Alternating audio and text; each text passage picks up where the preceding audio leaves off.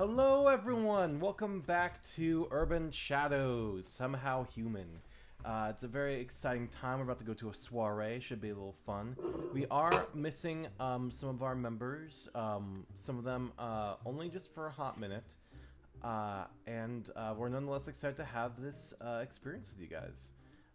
So we'll go ahead and do a set of introductions, and then we can just kind of dive right into it. So firstly, we're going to start with top left, our boy, Mr. Holiday. Take us away. Hi guys, I'm Vin at VinVoxVA on Twitter, and I'll be playing Mr. Holiday, the Fae. Thank you very much, Vindox VA. Leopold the Just. Hey everybody, I'm going to be the MC for the evening, so I'll be playing a bunch of people at this bar where the party's happening. Hopefully, I won't get them mixed up. I should be fine. I've done it before. Yeah, super excited. Let's do this. All right, let's do this. All right, then we go to Cat Schrodinger. Hi, I'm a cat named Schrodinger, and I am playing Frank. Frankly. Frankly, you're playing Frank. Frankly, Frank is a little Frank. And I am, frankly, a Charbox AVA. I play Alan Lore, a Chaos Wizard. I don't know why I add Chaos Wizard. There's nothing really chaotic about him. Yeah. That's what I was wondering. But whatever. I like to he's surrounded by chaos. He is surrounded. Thank you. He is surrounded by chaos. I don't know. Chaos just sounds cool. Just adding chaos to anything sounds cool. Like, Chaos Doritos. Like, you would want to eat Chaos Doritos. I would. Anyways. So we're going to go ahead and jump in. Would you please take us away, dear Master of Ceremonies? I would dip those Chaos Doritos into some pandemonium pimento cheese. Anyway. Okay, so we last left off with technical difficulties. Those sucked. But lore-wise, as those technical difficulties were happening, the group essentially was just pulling up in whatever their respective modes of transportation are, and meeting out in the parking area across the street and down the block from where the lodge is. This is it's still in kind of like it's uptown, I guess is what it would be called. I don't know. It's sort of on the outskirts. But yeah, it's everybody's, convenes out front. With the exception of Keen, which is Brian's character, because Brian's not here, who had important imp business to tend to. Who knows what that was. Imps are known to do a little scheming, so it makes sense why he would be off doing things. And it seems as if Darla has a very important and heated phone call to take that seems to take most of her time. She lets everyone know she's gonna sit in her car and talk this out with Phoenix. Seems to be a very heated situation that most people just kind of want to stay out of. For the most part, she seems to be handling it. But the rest of you, you have to make somewhat of an appearance. Though you're not being honored tonight, Mr. Holiday, you're still on like the guest list because you were added as a +1 ahead of time. So no worries there, even with Darla out in the car. So we'll go ahead and let you all take it away. You're standing in a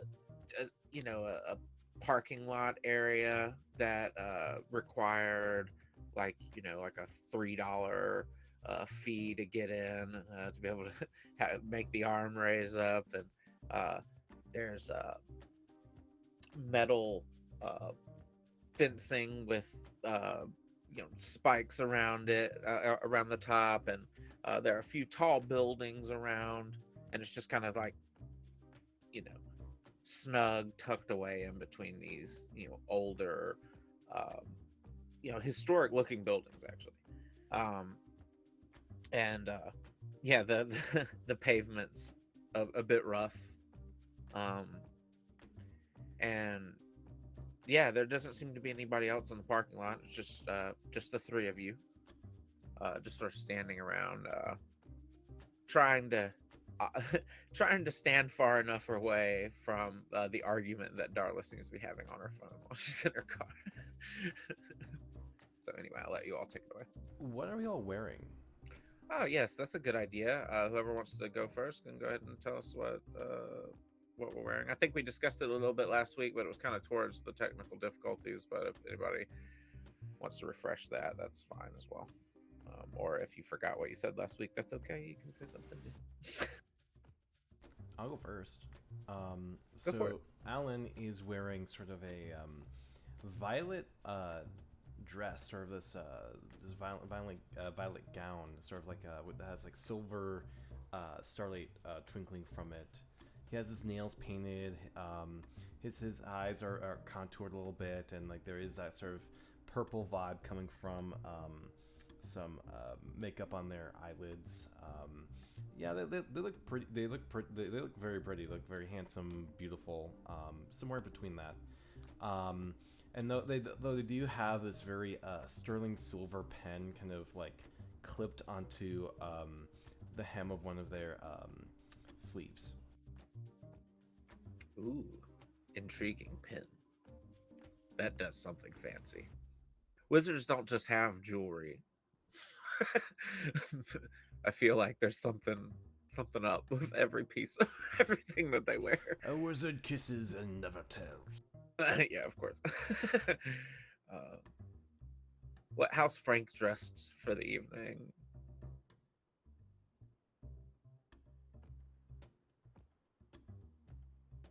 Did we lose Cat? Is Cat frozen? IRL They are or frozen. okay? How's Mr. Holiday dressed for the evening? In contrast, Mr. Holiday is dressed like a dad at the barbecue with the most obnoxious Hawaiian shirt on, like a peacock. Very simple. They're not really like here to impress anyone at this hunter's lodge where they feel like they're going to get staked or ironed or whatever bad things can possibly happen to a fae with a bunch of killers. Just a moment. Cat dropped out of the call real quick. I have to adjust everyone. It's okay. Adjust away. We can audibly continue. So there we go.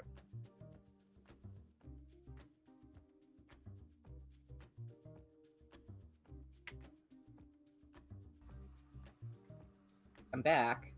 Welcome. I don't know if I just that I left. Oh no, it's okay. My network just. Yeah, no, it happens. So let me know when you're ready. Okay, so we'll say, so Frank and Mr. Holiday, you two are standing in the, parking area.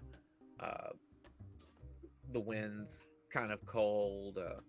Little drizzly bits of rain or hitting whatever you're wearing, but it's not like drenching you or anything.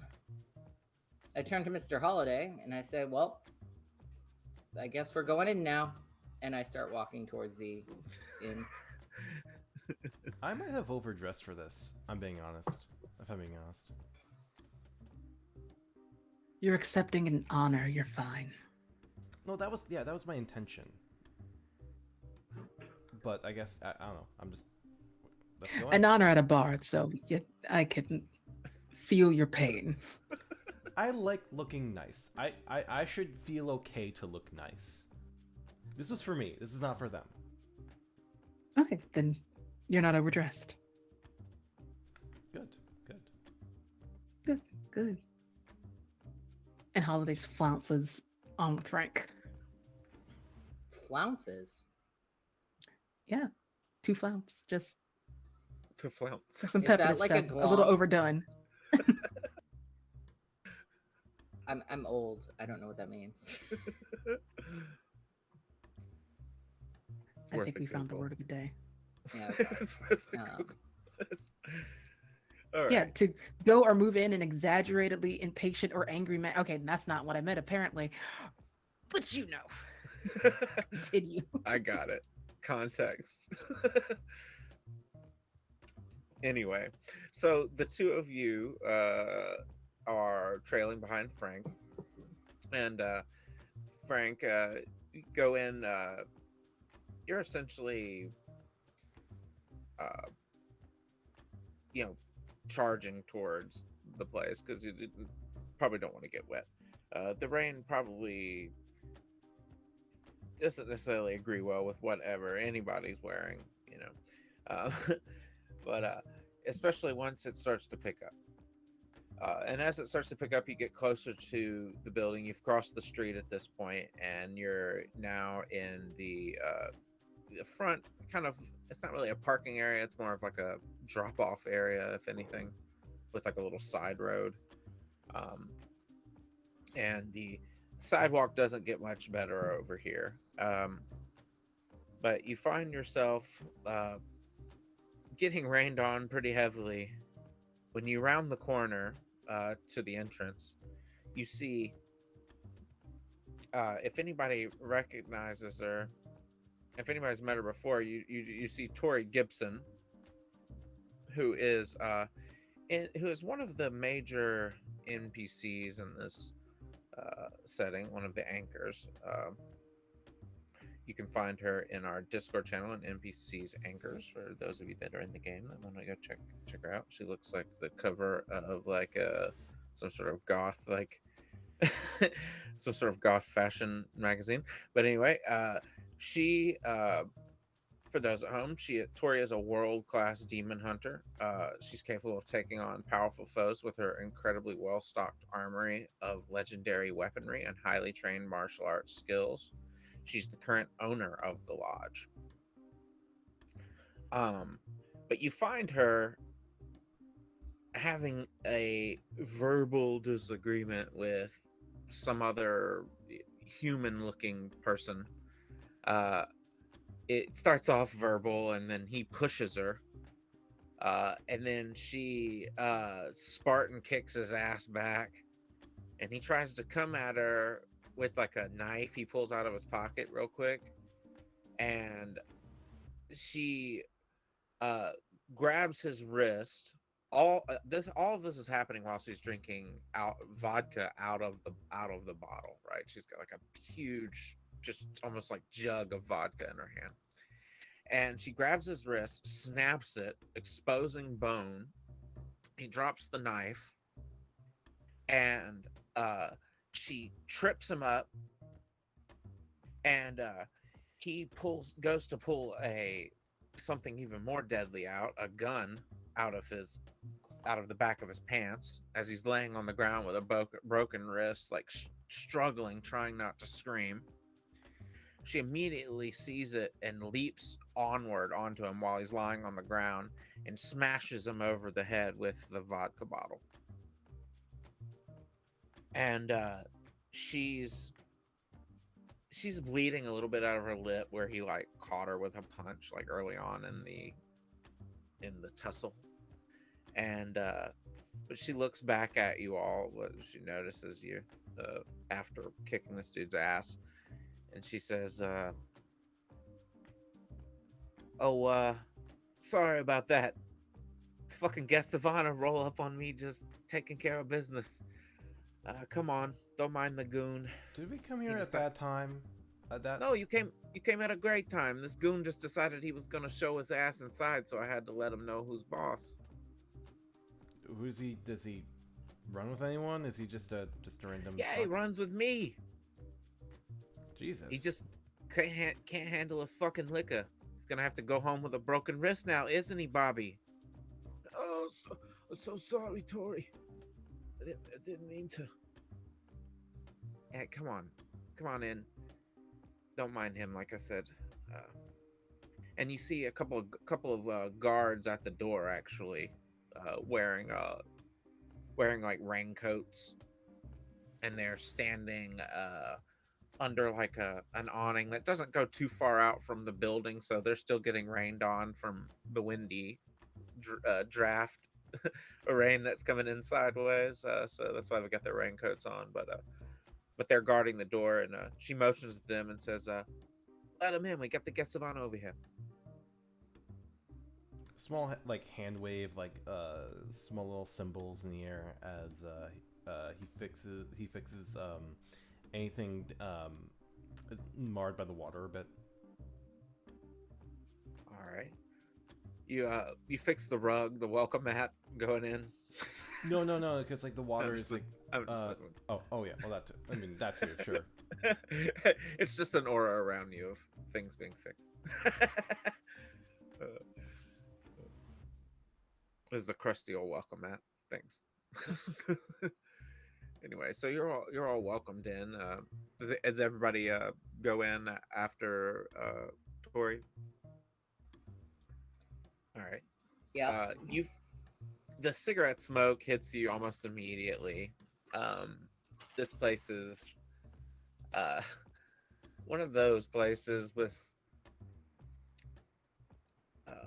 dollar bills stapled to the ceilings and all sorts of different like pictures of patrons that have destroyed their livers there over the years, and except all of these patrons happen to be hunters. um the place has seems to have 2 or 3 stories to it. There's a top like more private drinking area, and then you've got the second story, which is open to the bottom floor with a like balcony that rounds the floor area where the main bar is. um, Everything's like wooden and rustic and whiskey and beer stained, and there's all sorts of like Linwood Cove like sports flags and stuff like everywhere, like local Linwood Cove sports flags, and there's local bands. There's a wall where local bands use it to plaster all their posters up for their upcoming shows, and it's just like a stinky dive bar, but it has like it's like heart, like community. You can just sense the community to it a bit. But yeah, and you see a couple of bartenders hired for the night, like hustling. Normally Tori bartends along with her co-owner, but because it's like a special occasion, she wants to mingle. She hired a couple of temporary like bartenders to come and run the bar. But yeah, so I think this would be a good time for everybody to go ahead and let's go ahead and mark um let's go ahead and mark Mortalis. If we have it in the green next to the number highlighted in green, put the checkbox next to that for Mortalis, and that's gonna give you an XP automatically regardless if you fail. But we're gonna go ahead and roll a place of power check, because everybody just, I mean, it's kind of a given. You approach a place of power, everybody's gonna end up, you're there, you're gonna study it. Let's get some XP out of it. What am I rolling again? Okay, so for what, as far as, after you've marked the XP, go ahead and roll Mortalis as well. So in your case, you have a Mortalis of 0, so you would just roll 2d6 flat. I see. Oh, I rolled it twice accidentally. No, it's okay. We'll take unfortunately, we'll take the first one. That's fine. But you still got the XP. Woo! Well, I rolled a 13. Okay, well that's really good. Okay. So when you study 7. a 7, okay. So when you study a sanctuary, gathering spot, or place of power, this place, gathering spot and sanctuary a little bit, roll with the circle that controls it. In this case, Mortalis. On a hit, you see below the surface to the reality underneath. The MC will reveal an area, NPC, or item located within that is not what it seems. On a 10 plus, your insight reveals much about the circle's politics and schemes. You get to ask the MC a question about the circle and take +1 forward when acting on the answer. Okay, so let's go ahead and do. So you don't notice any. It just seems like a dive bar to you, Frank. Like you're just here to just pound back a few. As What far a as you can tell. dive. Yeah, exactly. It's not as cool as the Cheers themed bar. Look at that kitty cat. Anyway, sorry, I'm gonna say that every time that happens. Just be ready for that. All right, so for Alan though, you do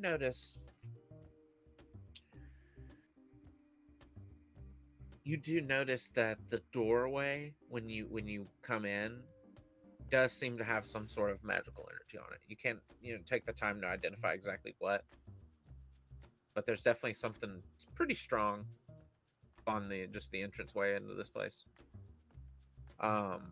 It's you can tell the type of magic it is. It's definitely some sort of like defensive ward. Interesting. I'll mark that in my head just to observe. Yeah, exactly. It could have something to do with affecting people who aren't welcome. But you'd have to study it a bit more. Mr. Holiday, you notice the ward as well, but you do catch little glimmers of wards all over the building. And you can also, unless obviously you take time to like really examine what the wards do, or actually that could also be your question too. But anyway, so you can go ahead and ask me a question about Mortalis, the Mortalis that runs this area, and you'll get +1 forward when acting on the answer, whatever that translates to. And Yeah, I think I want to know who put the wards in the building. okay, they definitely would have had to have made a deal with some wizards to get this done. This would have had to have been some sort of maybe a favor or outright payment, something like that. These people definitely don't have that like capability, unless they have like some sort of magical artifact that they can do it with. But that would be kind of like the only way they could be doing it themselves. Not that you know of that or anything. I'm just saying, spitball. But as far as who could have been the previous librarian, who kind of just sort of died mysteriously. They're very powerful wards, so that seems kind of one of the more likely options. It would have happened a while ago, and you haven't been in town long enough to know exactly the specifics, though.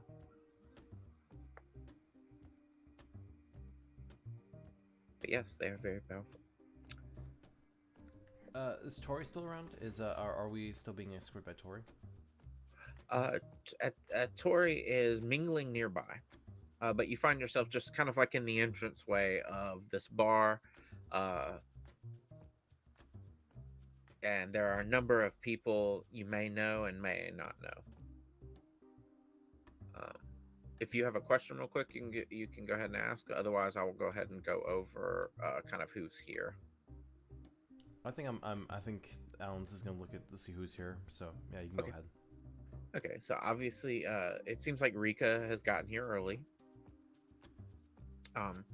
You do, and this would be a good time for everybody to go ahead and have Discord not everybody at home, obviously, but everybody in the game, go ahead and have Discord pulled up in case you want to see any reference pictures for who I'm talking about. Again, I've not put them in Roll20 yet because I'm lazy, but yeah, they are in NPC anchors, or I'll let you know which ones where. Rika is, and this is an anchor that Rika is talking to. Rika is talking to Ray Ford, who is a sworn. Um, and also at the party is Kamari.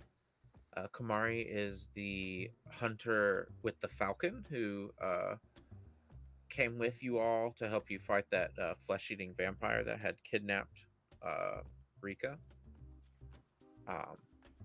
And he is actually in like a small circle with Rika and Ray talking, probably about the incident. You see sitting at the bar together. You see, and this is an anchor and a minor NPC. You see the anchor, Quentin Burris. Quentin is a veteran, an old vampire hunter who's just kind of retired and just now is like a state. It is now like a. It's just not. It's just like part of the city. Like he sells, guns. For those of you that know him just even a little bit, he's kind of popular enough to know, like in the supernatural community, he's like one of the guys to go and get like guns and explosives from. But he's pounding back cheap beers at a table with the minor NPC Claudia Moreno, who is an imp. She deals in supernatural black market dealing, so her and Quentin have a lot in common. They're good friends. But they seem to almost, I don't mean, they seem to be drinking beer so fast they might even be having a drinking contest. I don't know. Among that, there are two security guards at the front door and two in the back. And there are two people working the bar. Tory is also kind of just wandering around, just chatting with these. There's not a whole lot of people here. She's just running around sort of chatting with these like little small groups of people that have set up.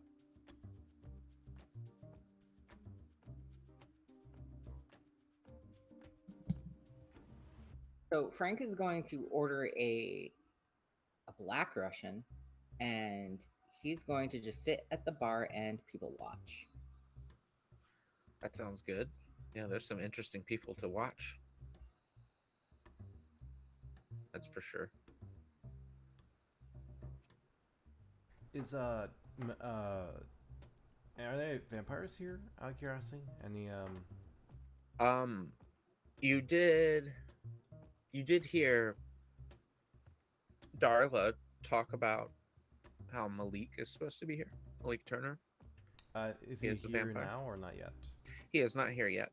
Okay, cool. So I'm probably just gonna Alan's gonna start going towards wherever Tori's going and just kind of see if he can kind of merge into whatever conversation she's a part of. Okay.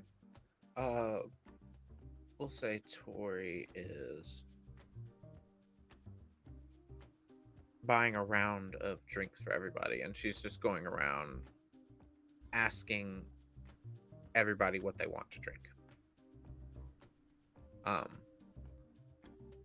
And once she notices that Frank is already drinking something, she says, "Oh, you're not paying for drinks tonight, so don't worry about it. Get whatever you want." And she, goes up to Mr. Holiday. Do you drink? Would you like anything? I like to stay a little lucid for most occasions, especially celebrations. Okay. And they're saying this, but they are clearly distracted. Like they're still trying to like follow the magic that's in the place. Yep. And not even hiding it. Yeah, it's everywhere. Even in it's like leached off into the dollar bills and stuff that are like stapled to the ceiling. uh, there's just some weird symbolism on those dollar bills, so it's holding even little traces of the magical energy that are just they're like in the bricks almost. Like this place was like built specifically to be very sturdy against magical attack. As far as you can tell, you can definitely tell that now that you've been in it, even just for a couple of minutes. Gotcha, gotcha. Like they are talking to Tori, but their eyes are up and wandering and it's flickering about. Were the You want? founders of this place worried about wizards or something? Oh, yeah, but bunch of paranoid old dudes. Like they put all their money into making this place as safe as possible. Um, the amount of explosive traps I had to disarm when I first bought this place is just unimaginable. So yeah, they had mundane means and magical means for protection, and I obviously don't know how to get rid of the magical stuff. I'm just hoping it doesn't backfire one day. I can see why the magic would be helpful against many things, but um, I mean, I don't know why wizards would be such a concern to them. Wizards aren't evil. I mean, we don't have agendas. Yeah, sure, sure, buddy. Uh, that's a good I one. don't have agendas. Well, yeah, At the very least, I know other wizards have agendas. I don't, frankly. I have good agendas, but I guess those are just like goodwill, but not actual like. You're rambling, Yes, I am. just so you know. I lost my character's accent, by the way. I was going to come back in a second. Do not be alarmed. Yeah, but seriously though, I'm just I don't know. I'm grateful nothing weird's happened with it so far. It honestly, I've never. How about this? If if either of you could figure out what the hell all of these wards are, I'll owe you.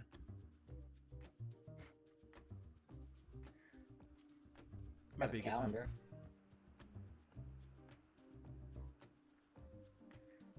A wonderful party game. Sure.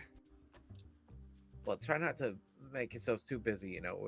We're gonna try and enjoy ourselves tonight. But you're welcome back. Whenever to study up. But yeah, definitely don't mind knowing you one anyway. But so yeah, well, we've got a smoothie machine, Mr. Holiday. You like smoothies? Oh, you are really trying to swoon me.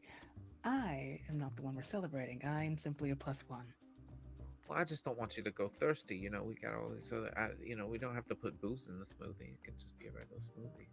I appreciate it, but I'm fine, I promise. Okay, all right. I won't push it. Uh, Wait, I got something in the. I got something for later. Let me go pull it out for the back. I think from the back. I think everybody's gonna like this. And she's like, she seems kind of like real busy and just like moving all over the place. Doesn't really have time to chit chat. But the three of you are at the bar, and it seems like the celebration hasn't obviously even gotten set up yet. More people are set to come, so you're all just kind of hanging out, and uh, while Frank is people watching.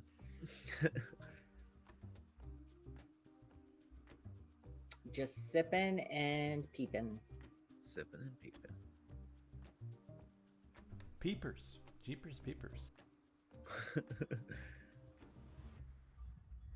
Okay, so I've got an idea. Let's see. There's some people here that you all haven't met yet. Um, Claudia, I'd say probably Claudia and Quentin. I would say probably are two people that haven't been met yet for sure. Does anybody want to get either Wild or which everybody's marked Mortalis so far? Mm-hmm. But you can still learn stuff about Quentin, obviously. But if anybody hasn't marked Wild yet, they can mark that and learn stuff about Claudia, who is an imp. Ooh. Sounds great to me. Yeah, I'll mark wild. Okay, yeah. So everybody can go ahead and just, you know, we'll say some time passes and there's like just some mingling occurring, um, amongst everybody, like some getting to know everybody here for your celebration or whatever. Can I So skim the surface on let's see, where is that? Is that an It's when you oracle touch check? somebody and attempt to read their surface thoughts, roll with spirit. On a hit, you can ask their player questions from the list below. On a 10 plus, ask 3. On a 7 to 9, ask 1. Okay, yeah, cool. I'll definitely let you do that. So you can roll spirit, and everybody else can go ahead and roll wild.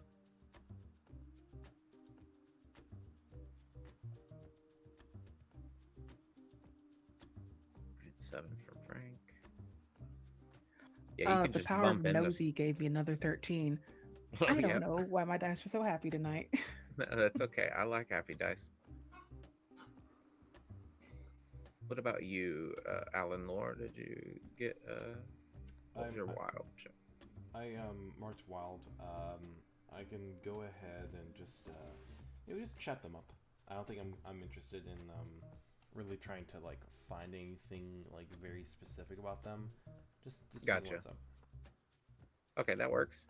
Um, so we'll go ahead and do Mr. Holiday's extremely successful put a name to a face. So yeah, make sure you mark wild if you haven't already. And so let's see, you know their reputation. So Claudia is, as it says here in the entry, Claudia has her finger on the pulse of pretty much every black market supernatural dealing in town, even outside of her own like circle of influence. She has like pretty high status in all circles, like uh, just from all of her dealings. She's also one of the people that you want to go to in town to buy like premium magical items, but you're gonna pay an arm and a leg sometimes, maybe literally. I don't know with an imp, but for some of her stuff. Um, she's otherwise a quite lovely person. Um, she's just not exactly someone you want to do business with unless you have a lot of money, just because she's expensive. She's not necessarily going to rip you off. She's just going to maybe charge you way too much, which I guess is in a way ripping you off. um, and on a 10 plus, it reveals. Oh, wait, that's the wrong thing. Sorry, on a 10 plus, you've dealt with them before. Okay, so let's see. Learn something interesting and useful about them, or they owe you a debt, your choice. Okay, so do you want to learn something interesting and useful about Claudia, or do you want them to owe you a debt? I'll take something interesting. Okay. Give me just 1 second to think.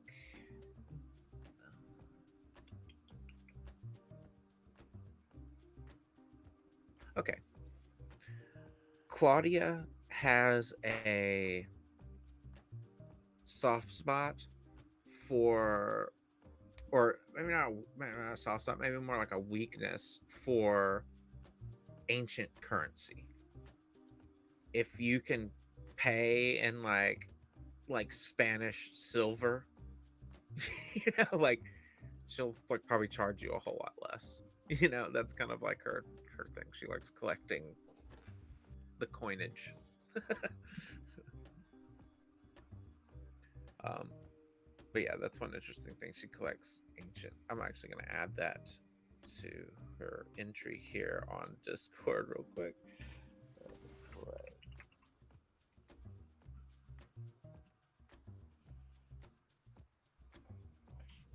There we go. And so let's go over to Frank's ability here. This seems fun. So Frank, you rolled a 7. So on a 7 and 9, you can ask one of these questions. What secrets are you currently keeping? Okay, that's um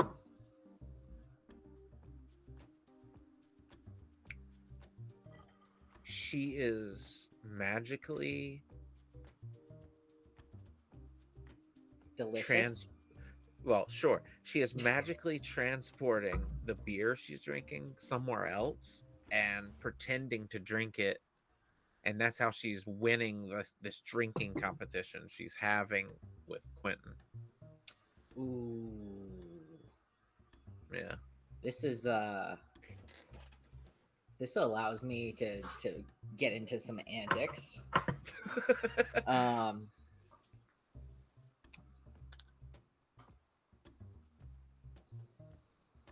Interesting. all right, I'm going to think about that. All right, no, that's perfect. So I created a little random event table. So we'll say probably about another half hour maybe passes. It's kind of like we'll say kind of early in the evening. It was about 7 when you all arrived, so it's pushing 8 p.m. Um, so we're currently going. We'll currently say that there's just some mingling happening. There's some miscellaneous, like kind of unnamed, uh, like hunters, um, that are just friends of other hunters that have come, that are like their plus ones that aren't like even worth mentioning, that are just here to get the free drink ticket. Um, uh, they seem probably people who frequent the lodge, just like, oh, give us the plus one, give us your plus one. um, so we'll go ahead and do some little random events here. I will roll. This hopefully is fun. I'm gonna roll one for each of you. Okay. So, Alan. Yes. So you're walking through the group um, of people, like just kind of saying, "Hey, hi, I'm Alan," and all this stuff. Uh, and you happen upon a few people, like a few of the miscellaneous people that I was just talking about, and Quentin. They're in a group and they're watching a video on one of their phones. A couple of them are like, "Whoa, brutal!" When you kind of walk up on them, you can't quite see over their shoulder as you're approaching them. One of them's like, a couple of them are like, "Oh, brutal!" One of them's gasping, and Quentin seems to just sort of be shaking his head, like face palming. What's going on over here? Oh, check this out! And it's almost like a TikTok style video. And you see um, what looks to be like a human facing off 4 different police officers with their guns drawn. Go ahead and roll put a name to a face for Wild again for me to see if you know who this Wild. is. I don't think. How much I have for Wild? I have a +1, so I'm gonna roll. Hold on. I got. And make sure to mark it if you haven't already.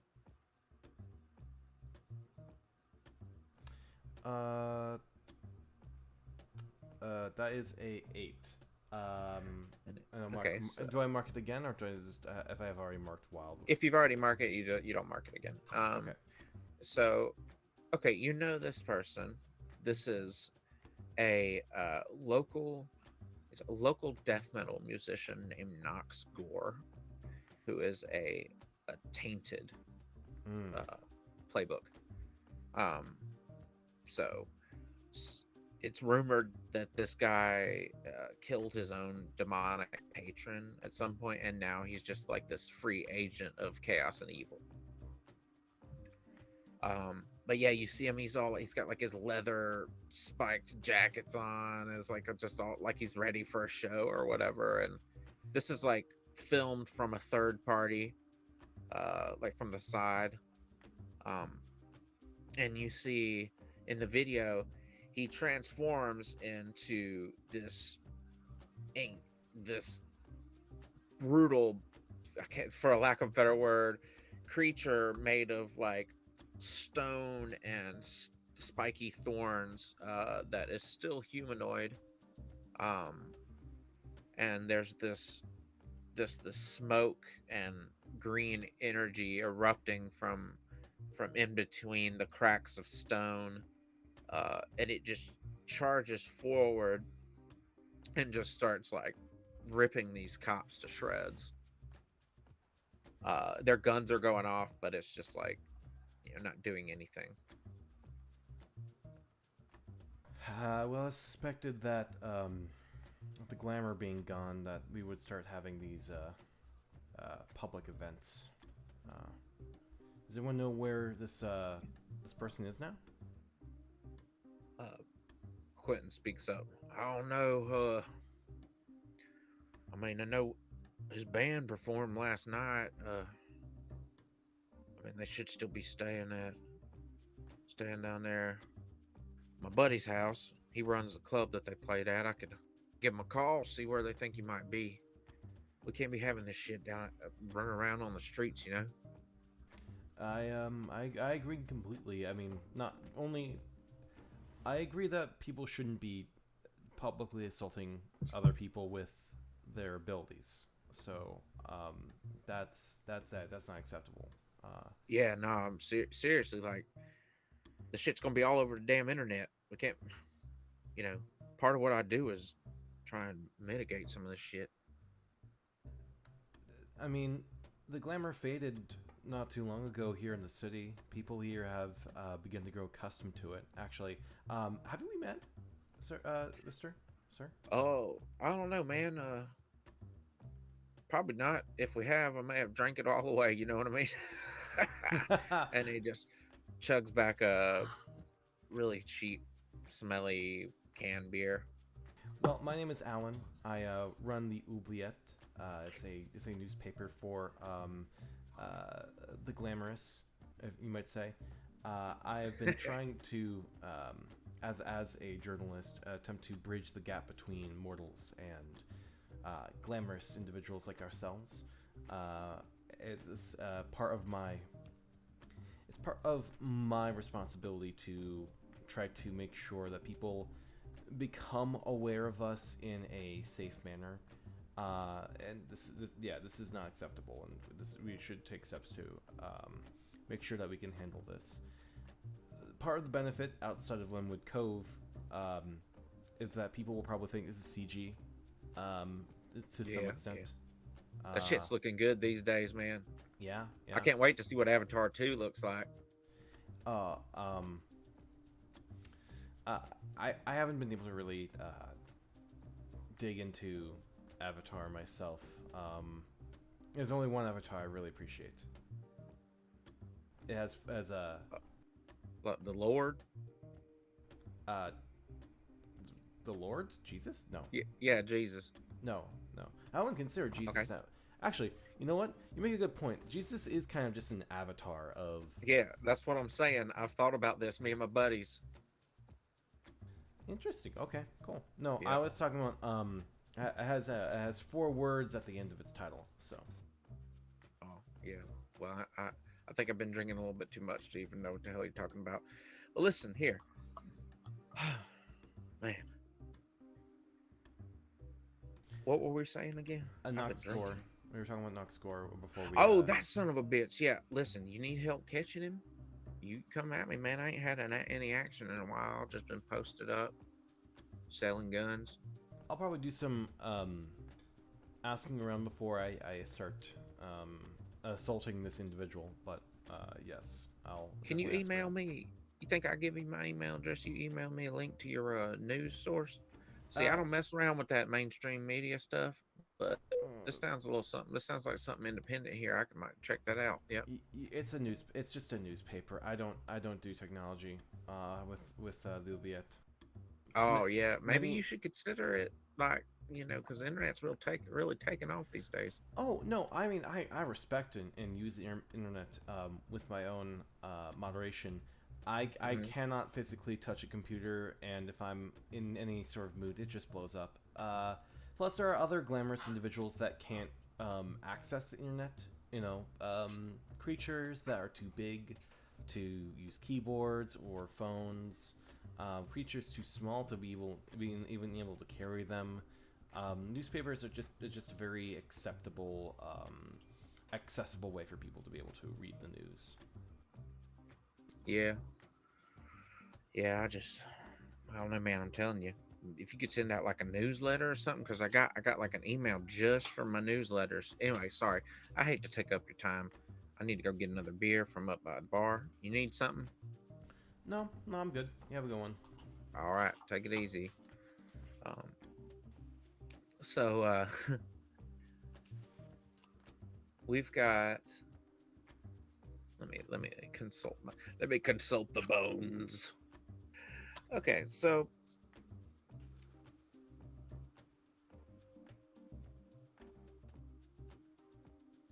there seems to be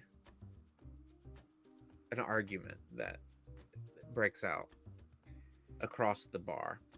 It seems like the two that were having that drinking contest, Claudia and Quentin, a little bit of time passes. Clinton sits back down and starts to drink with Claudia again, and it seems like Quentin catches her not actually drinking the stuff, and they're having like kind of like a little. You can't. At first, you're like, are they really fighting? But you kind of realize it's like a little like a friendly yelling match. Now listen here, you dang old imp. You come in here. I should have known you were gonna play tricks on me. Well, I ain't playing no games with you no more. I ain't gonna play no Risk. I know how much you like playing Risk, but all these times you keep winning, you could have been cheating. And she's like, listen, I haven't been cheating. I don't cheat when I play Risk. I may have been cheating about this beer thing, but that's just because I hate beer. And they're just like arguing kind of back and forth. I think I figured out what I wanted to do. Okay. Can I twist the? I want to let it out and twist the strands of fate and see if this. Well, first I got to roll to let it out, right? Spirit. Yeah. That's a 5. That is a 5. Damn it. So when you go to tap into the fate weave, you get a little bit overwhelmed. So I'm gonna give you a -1 on your next like check. Okay. I think it's just called -1 forward or something, I think is the technical term. But -1 on your next check. You just feel not woozy from the alcohol, but woozy from just being overwhelmed by you end up you tap in and you start to kind of like see see the vision that you see whenever you're using your oracle powers. And then things start to kind of spin and get a little out of hand, and it makes you, so I get dizzy and impaired. That tone, like the tone, and then it goes doo doo doo. The number you have reached is currently unavailable. Yes. Please call back and try, or please hang up and try again, or press 0 to speak with an operator. Excellent. Yeah, no, that's exactly what happens. Okay, so a few more minutes pass, and I imagine your character is still kind of entranced with everything, Mr. Holiday, in terms of the wards and stuff, and so you're just sort of wandering around, checking the bar out, and you find yourself upstairs on the balcony, looking down at everything, and kind of see there's like almost like a beautiful geometry to how these wards are laid out, and you notice a ley line connecting a ward across the wall that takes you into a back room, and you happen upon something spicy. You see Rika Moss sitting on a pool table, with her hands around Ray Ford's hips, and they are smooching pretty passionately. And yeah, they found like a back room to make out in because they're like 19 and 20-year-olds, and whatever they do, cool stuff like that. Cool stuff. Sorry, I'm a begrudging 30-something who wants to make out in a back room on a pool table. But yes, how does they don't seem to notice Mr. Holiday off in the corner there, basically not necessarily spying on them, but catching a glimpse of them. How does Mr. Holiday react to this whole situation? They're just gonna turn around. That's none of their business, and Of course. just follow another, another did. No, just save that for later. Excellent. And because you rolled so well earlier on Study of a Place of Power, and you've had even more time to check things out from the inside, you can tell that these wards protect from teleportation and scrying. So people can't magically teleport into this place, and they can't scry into it. And you pretty much identified exactly what it is. So if you relay that message to Tori and show her, give her an example or whatever, she will owe you a debt. Yeah, I'll wait till they're finished. Exactly. So let's see. More time passes, and it's probably about an hour into this whole thing, and the ceremony for or that's like basically like the honorary ceremony or whatever is supposed to happen kind of probably in another half hour. So we'll do some more mingling events and such. So I'd say probably about 10-15 minutes or so pass, and Tori walks by you, and this is probably walks by you, Mr. Holly. It's probably a good opportunity to discuss what you discovered about the wards, if you want. Yeah, sure. It's not really much of a conversation. They just relay that information For sure. to her casually. Okay. Oh, that's good information. That's damn good information. Okay, that makes me feel a lot safer here. Then I'm gonna continue, doing my little signal jamming devices and stuff, but because that's technological. But this is great for magical reasons. Of course. So I owe you one. What, you need anything done immediately, or you just want to hit me up with it later? We can Yeah, I'll exchange just numbers. keep that in my pocket for now. Okay. All right, and you exchange numbers with Tori, and so on your character sheet, definitely let's see you debts to collect. Tori, for ward identification, maybe be a good way to label it. Gotcha. And let's see. So I'm gonna go ahead and roll another 2d6 here.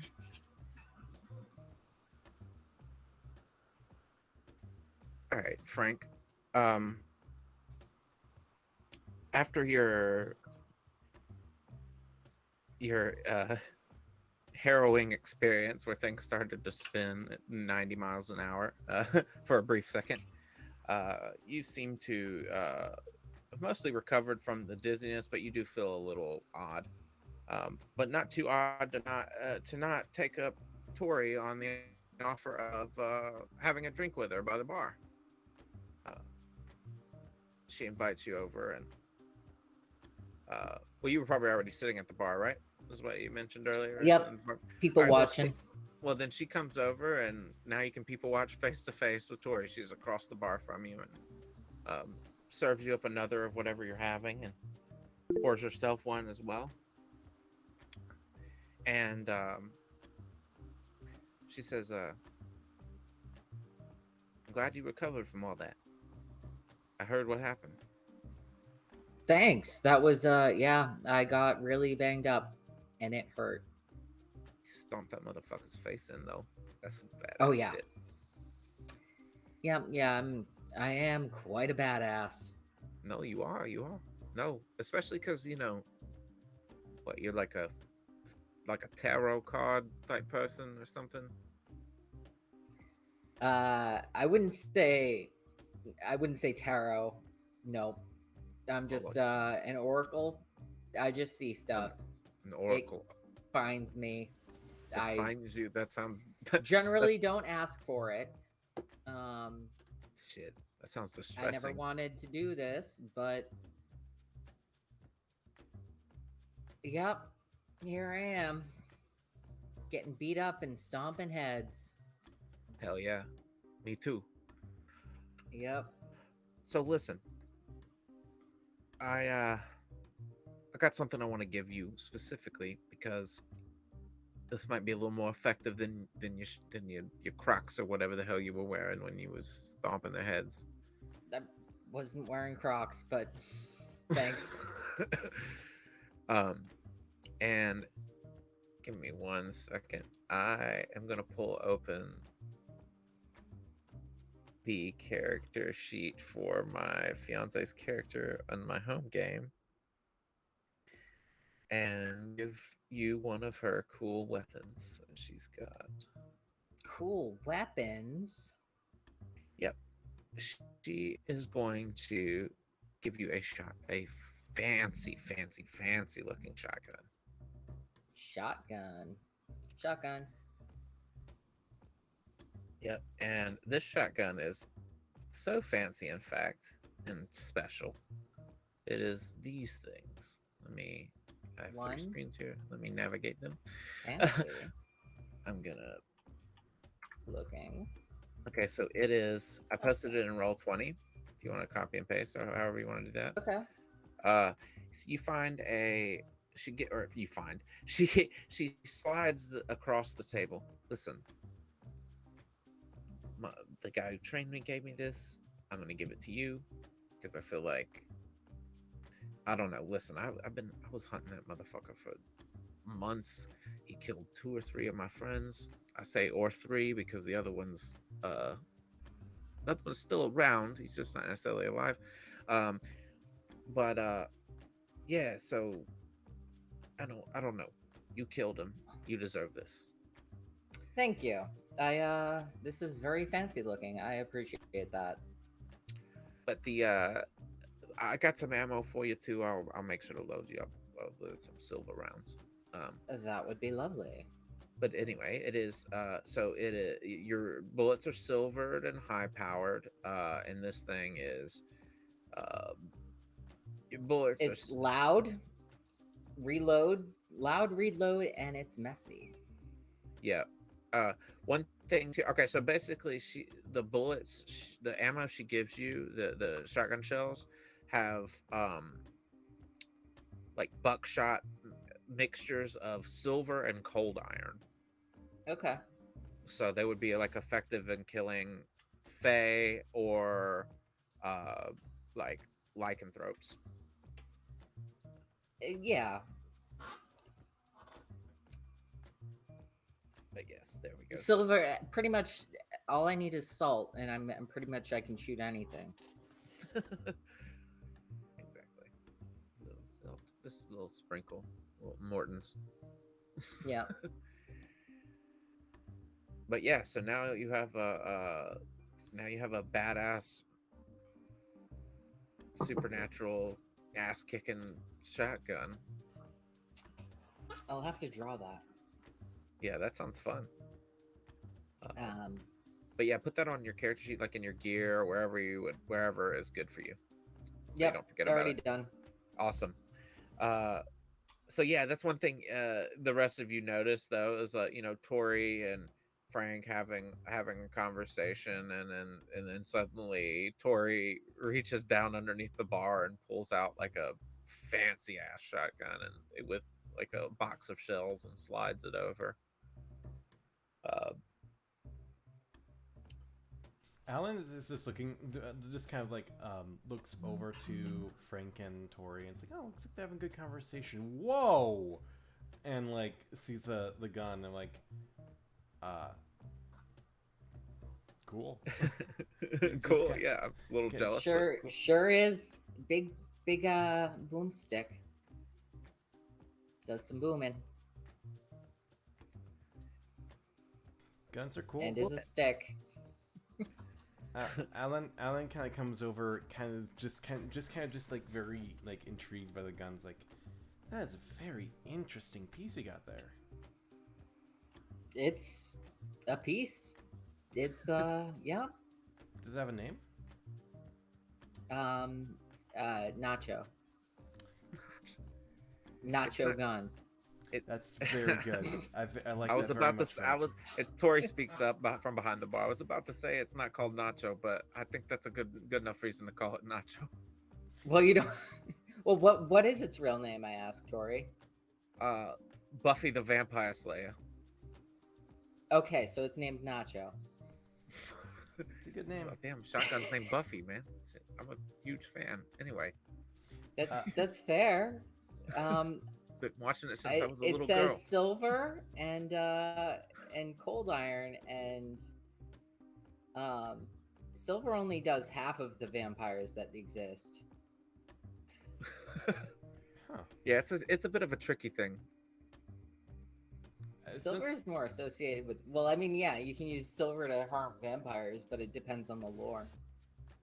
It depends on the creature, certainly. Actually, if we're carrying around silver, do you want to see something I have, Frank? Just so we have all the cards on the table. Sure. Is it a box? Is it a bath bomb? No, well, first of all, it's not a box. Oh no, not this Oh. fucking box again. You know we can't have this conversation again, Frank. And just pulls out his pen and clicks the nib and says hurts, don't it? And the pen suddenly becomes a sterling silver longsword. Whoa, that's cool as hell. Tori Wait, speaks up. you said Hertz like the car rental company? It's Hertz Donut. Like Hertz Donut. So Do you want a Hertz Hertz is Donut, Frank? Can I just be honest? That's kind of like the dumbest fucking Hertz is a thing I've car ever heard in rental my life. company. You're not. I'm not sure why you're not getting it. You were old enough for this. when Hertz you were isn't kid. Okay, I'm hold gonna on. let you two have this conversation. Okay, I'm gonna Frank. go over here and talk to my We have security Dunkin' guards. Donuts. It's a good. We It's have a good Holy name, Donut. Tori. It's okay. How go? Bye. All right, Frank. I'm going to have. I'm going to start this conversation over again. All right. No sword. All right. We're not. I'm gonna and like sheath a pen, tucks it away. I'm gonna start this conversation off. Just keep the sword, keep the company, keep the Dunkin' Donuts out of your mind. Frank, do you want a Hertz donut? I don't know what a Hertz donut is. Do you want it? No. I'll have a Dunkin' Donut. This Alan, conversation. Alan punches him in the shoulder and says, "Hertz, don't it." Yeah, Yeah. I get the pun. But Oh, so you get the pun, but you. I get the pun, but I don't understand like Hertz Donut. Like As Hertz is this- a car rental As company. this terrible conversation continues begrudgingly inside, I'm losing my mind with you people. Mr. Holiday, you're outside doing Mr. Holiday stuff, for whatever reason, you've and you notice a familiar summer face hiding in the bushes across the way. You see Virginia Healy peeking out at you and going, psst.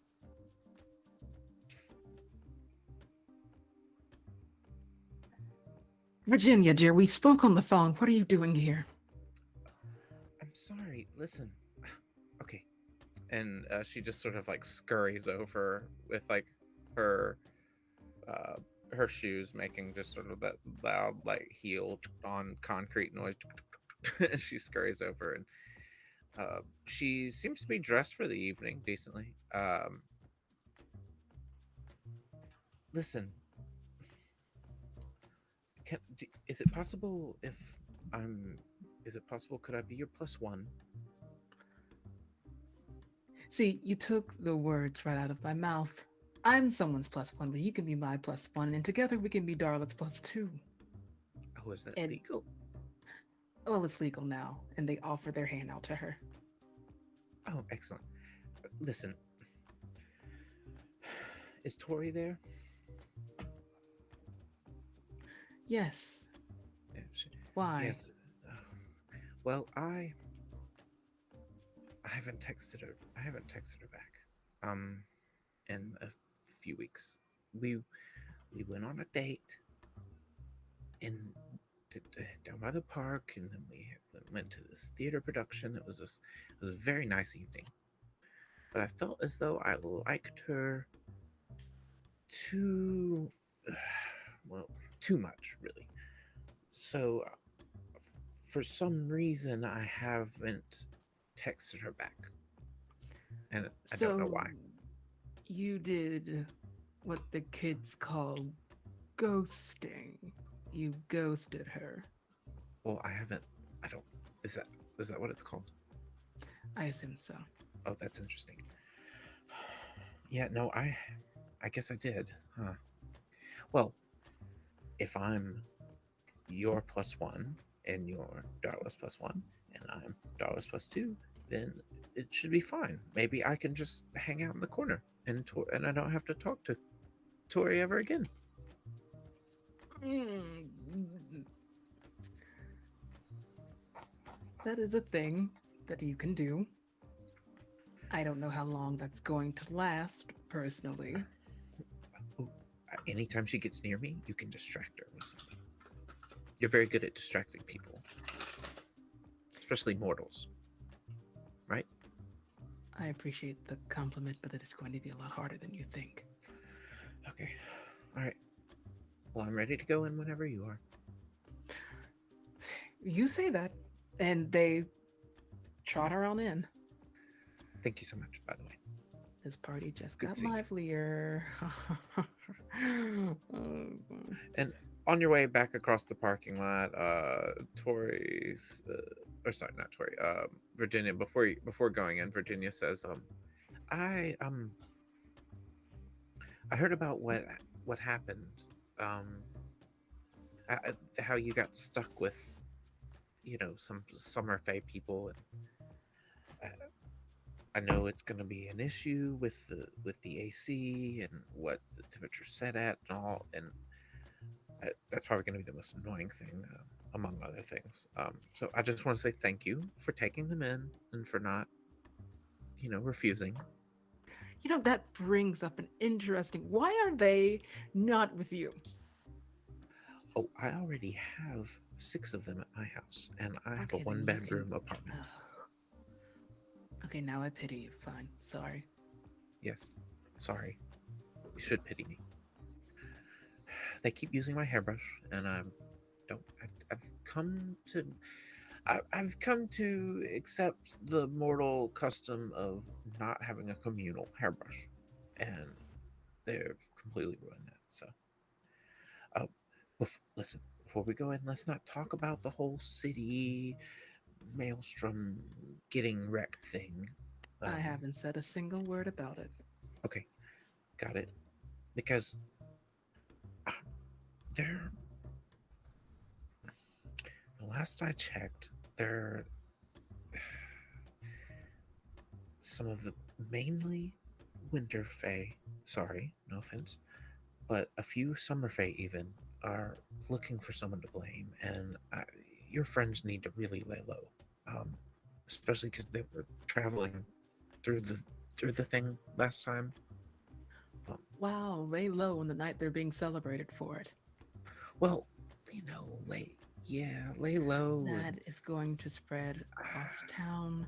We might as well be shooting them in the foot or directly between the eyebrows.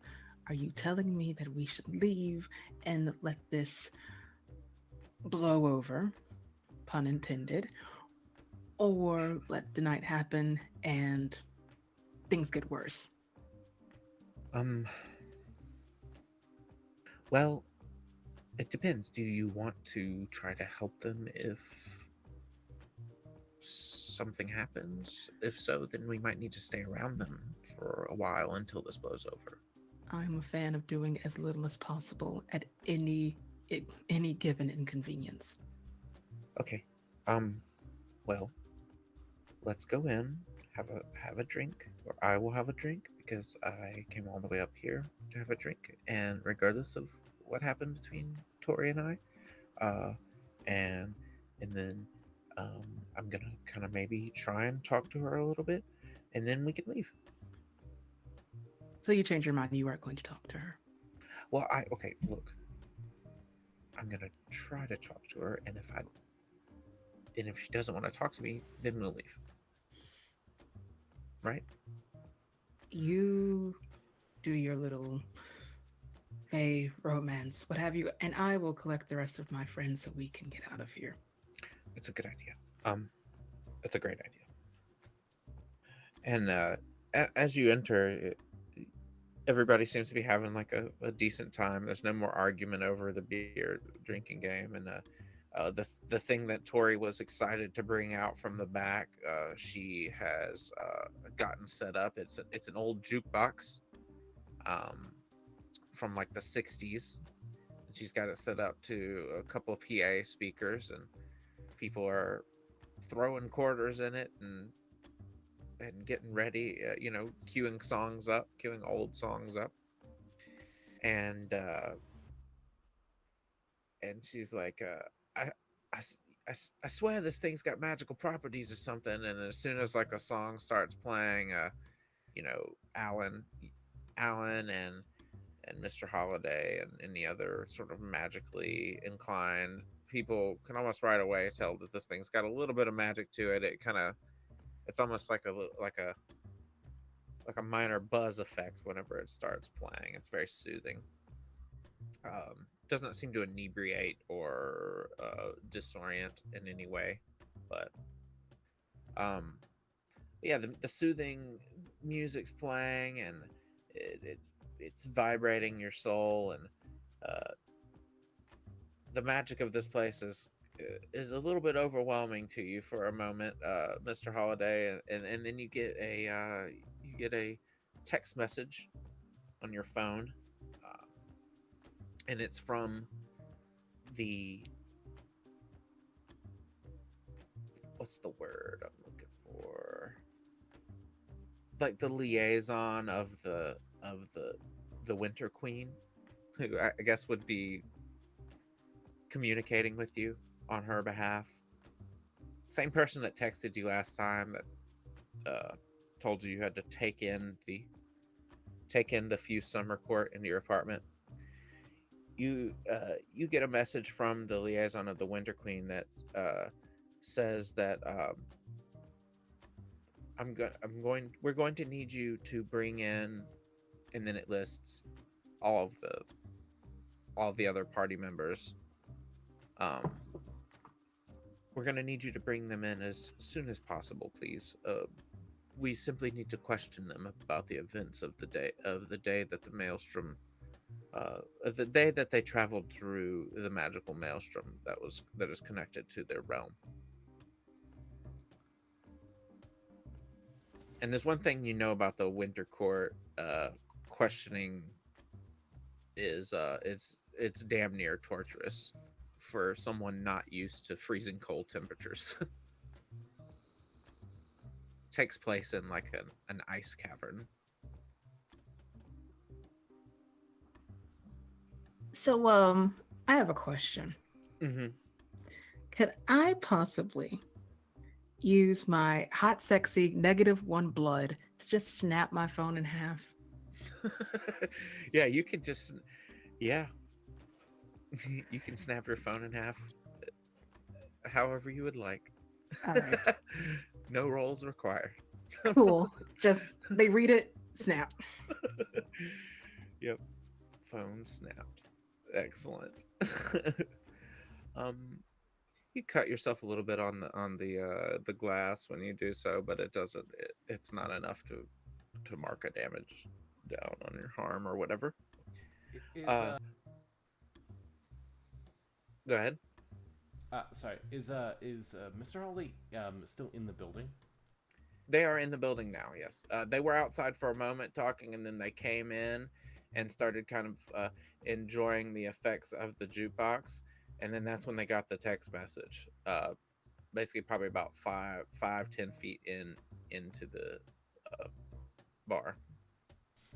Does also real quick out of character, is Mr. Holiday okay being called Holly at all, or no? Hey, that's fine. Yeah, I think we've already Yeah. agreed that Okay. that's a okay nickname. Just making sure. Alan goes over and it's like, shit, Holly, your hand. What's going on? Where's your what's I see glass shards. Hold on, let me get some let's see if we can get like just fucking rag so we can get that patched up. Just like basically kind of like taking you by the wrist and going over to a bar and like hey, can my friend get just a rag or anything? You guys got bandages? Bartender's like, this is bartender's like, and this is a hunter bar.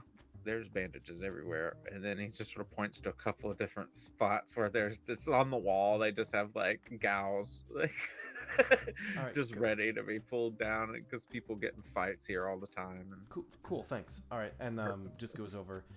Is there any is glass in your hand? Anything in your hand? I'm just gonna get these bandages real quick. Oh no, it was just no, there's no glass. I'm fine. Okay, then let's get that wrapped up and starts working on it and just sort of like, yeah. How did that happen? Did you break a glass? Did anyone try to like? Oh, I just had a disagreement with my phone and it had to go. Right. No, I've done that with several controllers, TVs, laptops, projectors. I was really accident prone here. I think I accidentally set a fire at a movie theater once. okay, and on that note, we will go on break. We will go. I should have known the Emoji Movie was not my movie. So we're gonna we're gonna go ahead and take a break, guys. Thank you so much for being around. We go through some party shenanigery.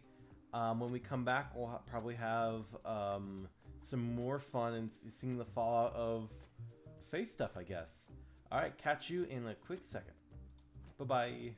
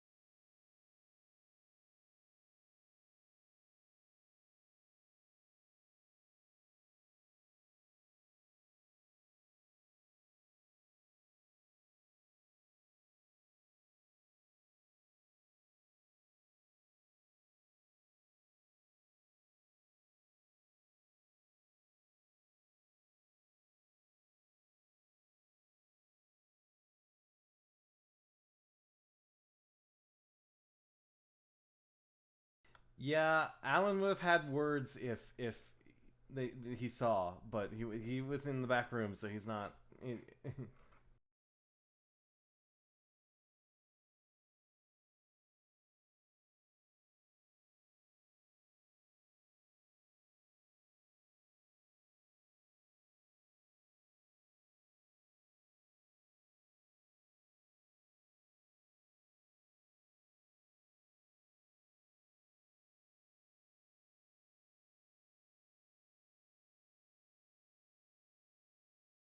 I'm gonna be right back myself.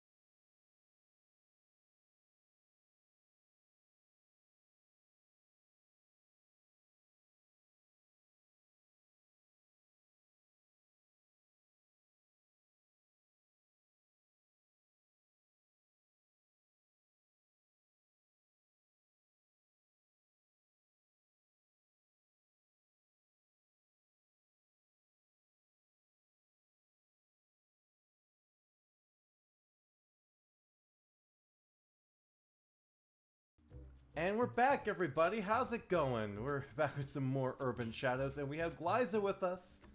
Fantastic. Alrighty. So, MC, let us return where we last left off, if you would.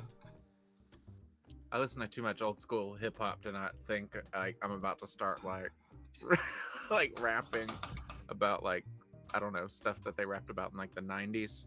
Anyway, DJ Khaled. MC Lee House.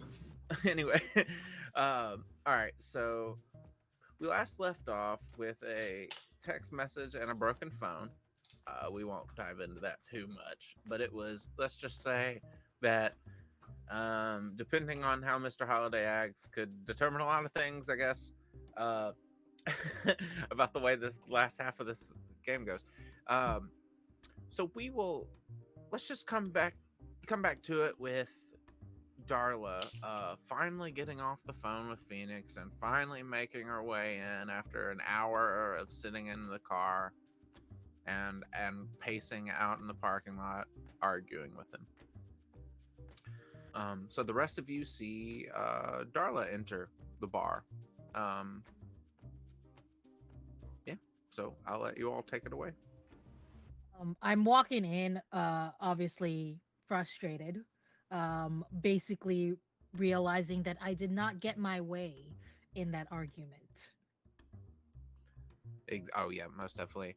And a quick reminder: so other people here are Alan's ward, Rika. There is a sworn named Ray. Uh, all of these people can be found in either the anchors or the minor NPCs section in our Discord channel. By the way, guys. But also, Kamari is there, and that's like the hunter who had the falcon that was like helping you all track down Rika and that flesh-eating vampire that had kidnapped her that one session. There's also Quentin Burris is there. This old redneck who sells guns. Used to be like a hunter. He's the veteran playbook. Claudia Moreno is there. She is an imp, and she sells a black market like magical items. Other than that, and the party, well, there's also Tory Gibson, who owns the place. Nice. And so yes, those people, the party, Tory Gibson, and yourself are the only people here, really. Besides a couple of other hunters who have like come and gone since earlier. Okay. But other than that, it's just you all, and then there's 2 security guards at the front door and 2 security guards at the back door. The only other people. Anyway, and just to give you a quick description of the place, it's just like one of those dive bars with like all sorts of like local band flyers posted up and like different flags from like local sports organizations and just worn down flooring and cigarette smoke everywhere. It's just like a very old building, and it's just kind of like a rundown place and not too many great beer options. But yeah, other than that, nothing too important really. Right. Anyway, I just wanted to give you kind of an idea of what the inside of the lodge looks like.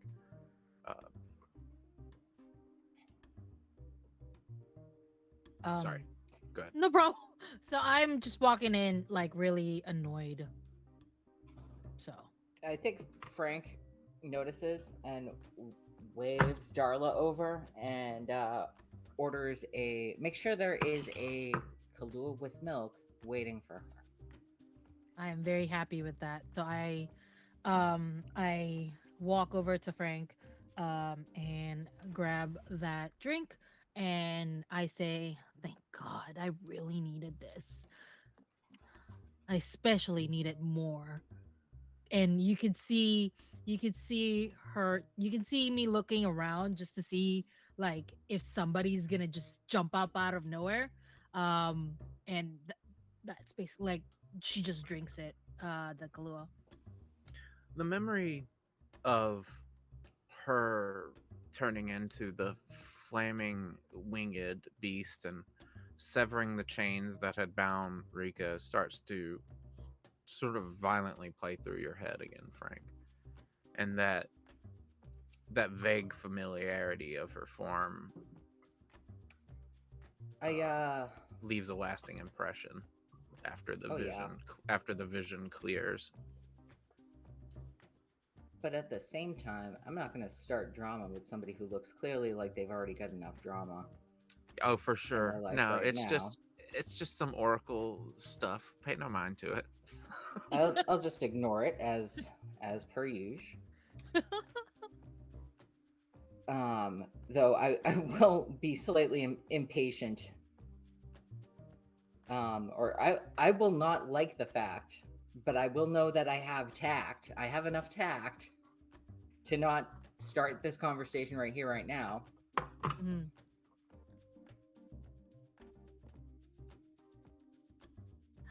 So did I miss will anything? listen. Nope.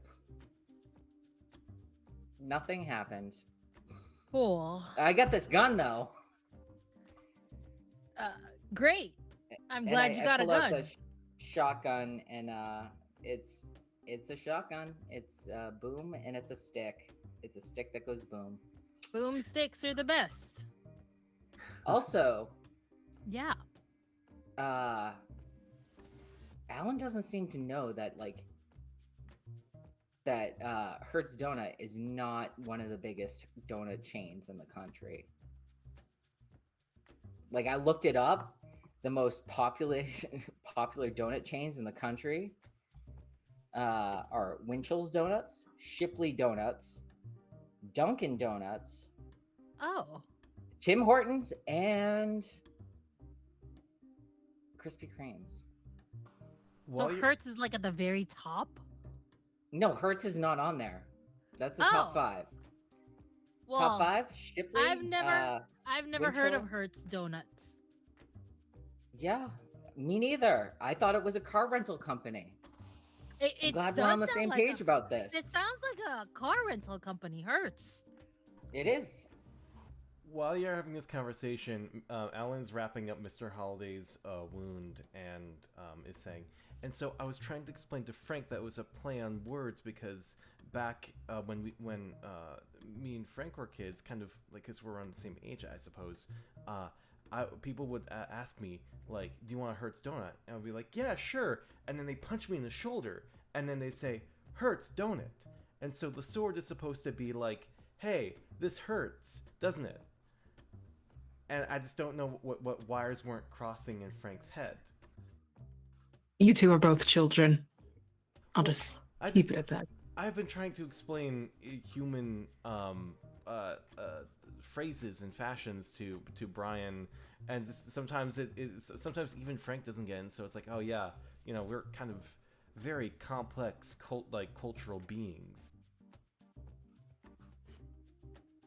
Yes, you can eye roll. I'm making a fuss over nothing. I see. Do I see Mr. Holiday and Alan? Yeah, you're just like probably a table away from each other. I'm waving at Mr. Holiday. Hey, Oh, I love Starla. Mr. Holiday. Oh, hello. I feel a lot better being inside than I did outside. I heard the things that were going on outside. If you need me to banish them, I can make it work. I can talk to some people. Like I can get some soul circles going. I am a person of my word, and I made a promise with Phoenix that serves the purpose that I need. Don't worry, I can handle Phoenix when he decides to show up. It's no longer a matter of if he's gonna be here. I just don't know when the bastard's gonna show up, but At the he's most- definitely gonna be here. At the most inopportune time, I suppose. Yes.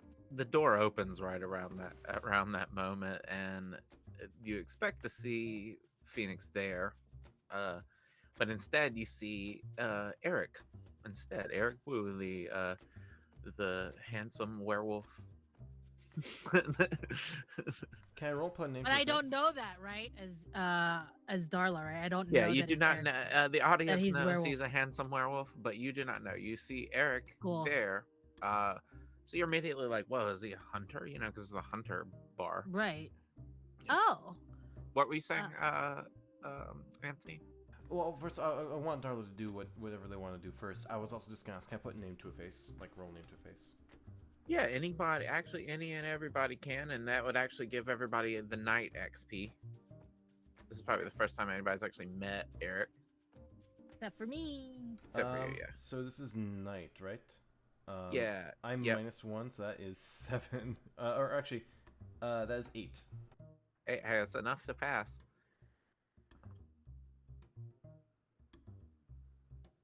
But yes, put a name to a face. Sorry. So yes, for Frank and Mr. Holiday, if you two could go ahead and roll 2d6 plus your night as well. I'm going to skim the surface. Ooh. Yeah, do whatever weird hippie shit you can do as an oracle. That's fine. That's a 12. All right, that's good. Watch Vin roll like a 70. Vin's been rolling hot tonight. Good. Not anymore. That's a 4. That's a 4. All right. And it rhymed. Excellent. Not anymore. That's a 4. All right, I like that. Okay, so we'll come up with something for everybody, including that 4, because it's fun. Okay, so put a name to a face.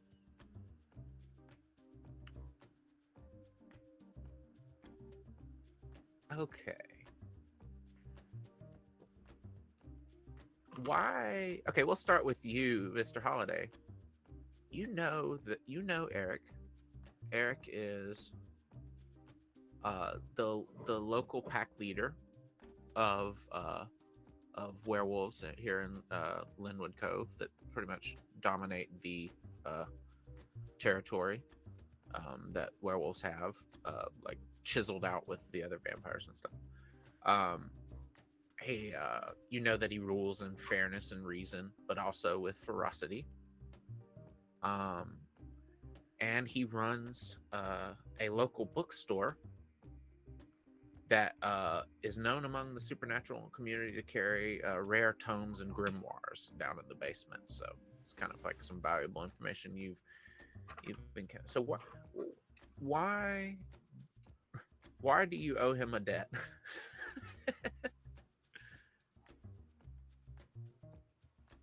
Mm. My first thought was probably some middleman shit.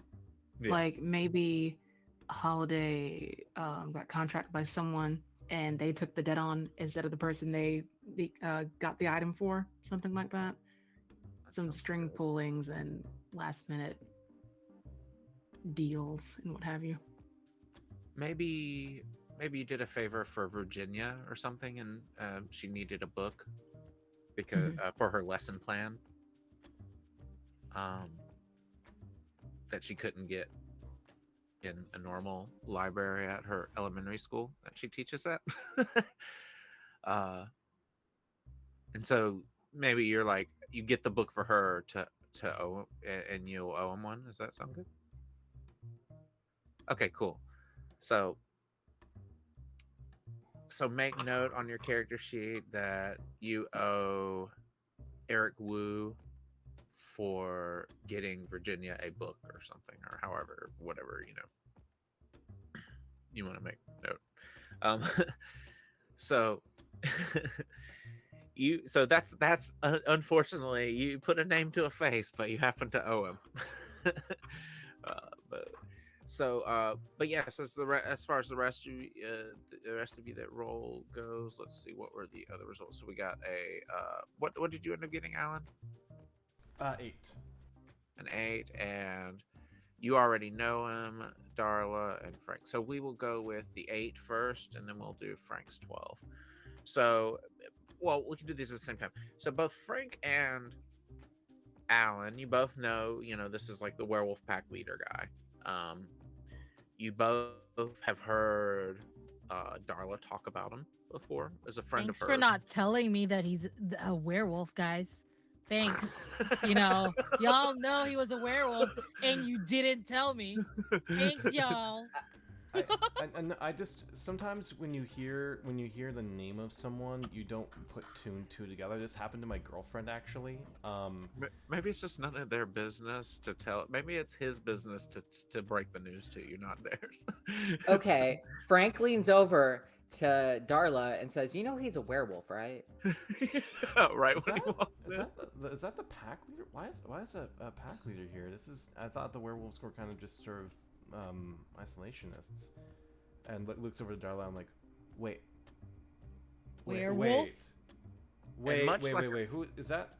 No. Much that's- like a puppy wagging his tail, he looks over and just starts waving at the group of you, specifically at Darla. That is the dumbest man I've ever seen. He's a werewolf, by the way. Figures. I raise my hand and Big. order another drink. You got it. The bartender, one of the bartenders has taken to floor duty and is get you one ordered up. Thank you. And we'll bring it over to you shortly. And it's all free. Obviously, it's all free for the guests of honor, so no worries there. And sorry, I had a burp. All right, there we go. Okay, so right around this time, you start to the music changes, and the mood kind of switches a little bit. It's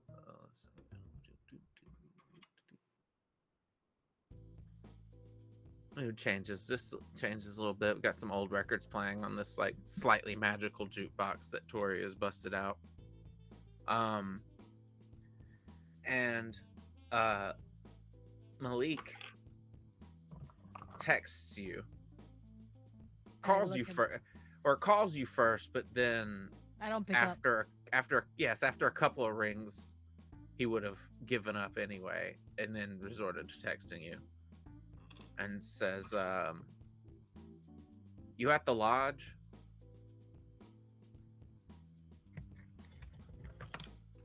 Why would you know that? I reply. My friend Tori runs the place. Said she was throwing a party for some chick named Darla. All right. Yeah, I'm here. Yes. All right.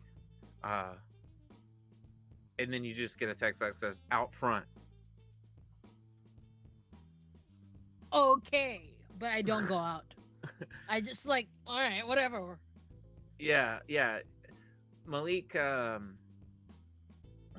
he eventually comes in and he sort of lets off a little awkward smile at you, and he comes over and noticing that the table is got so let's say sitting at this table, I imagine it would be based on who was talking earlier, I imagine it would be Frank, Alan, Darla, and recently Eric came up and sat with you all. Yes, as the werewolf that I have to address later. Yes, and now you notice he kind of smells a little bit like a dog. Now that you think about it, and he doesn't have any dogs. Like, I should have known better. Not like a stinky dog, but just But like a dog. a nice, good smelling dog. Yeah, They exactly. exist. Yeah, exactly. And so I imagine at the table next door it would be Mr. Holiday and Virginia sitting there, probably like the table just right next to the other table. And so Malik comes and sits next to Mr. Holiday and Virginia, and while the others are just, well, I'm sure while Darla's sort of awkward. How is not how, looking? yeah, I'm how is not she looking. reacting? I look at Malik and I'm like, oh my god, please don't tell me he's a werewolf too. Please don't tell me he's a werewolf too.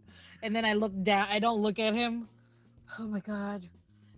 This is Oh, why. Frank leans over and says he's not a werewolf. He's Oh, thank God. he's a vampire. Are Right? you? Are you Yeah, fucking Frank kidding knows me? that. Yeah. Didn't you Are want to do you- a skim the surface on someone else again earlier? I wanted to skim the surface on werewolf guy. Okay. Yeah, he's at the table with you. It'd be pretty easy. What is he thinking about right now? Okay. Roll a spirit. Did you roll already? I did. I got a 12. Okay, a 12. That's right. So you can ask 3 of these questions. Yeah. So- What is he thinking about right now? What is his hidden pain? And I'll make my third decision after you give me the information.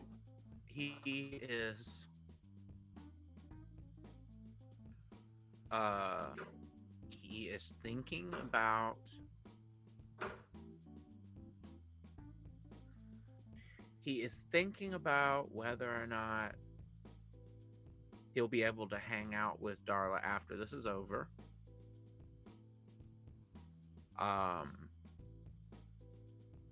His hidden pain is jealousy. He's jealous.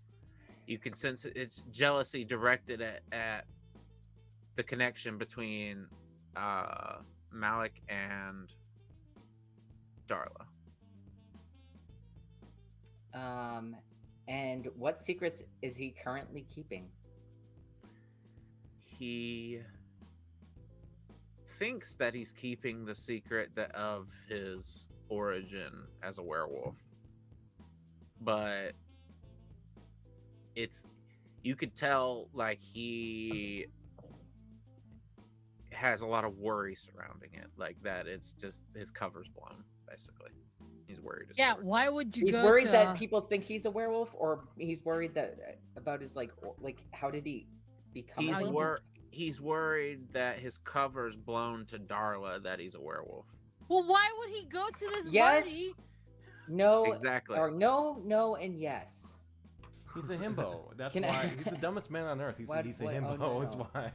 Now I want to let it out. Yeah, there's that. He Can I? Yeah. I'm gonna roll that. Oh, it's a 4. God there's damn a bit of acceptance surrounding his worry as well, though. Like it's kind of like he's trying to like prepare for it mentally. Maybe this is Gosh. the night. God dang it! I rolled So a what? 4. Okay, you were wanting to let it out. Yeah, I wanted to frighten or impress him with the knowledge of his thoughts. Oh, okay. I There wanted we to go. respond to his current thoughts. But I don't really have to let it out, do I? I could just say no, or no, and yes. As a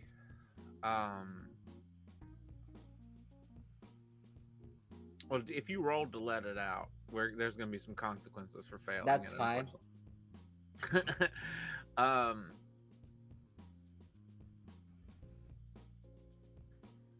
The consequence, he could be neither frightened nor impressed.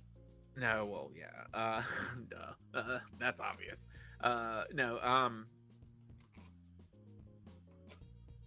All right. For a moment, you can tell that your mind and Eric's connect. Oh boy.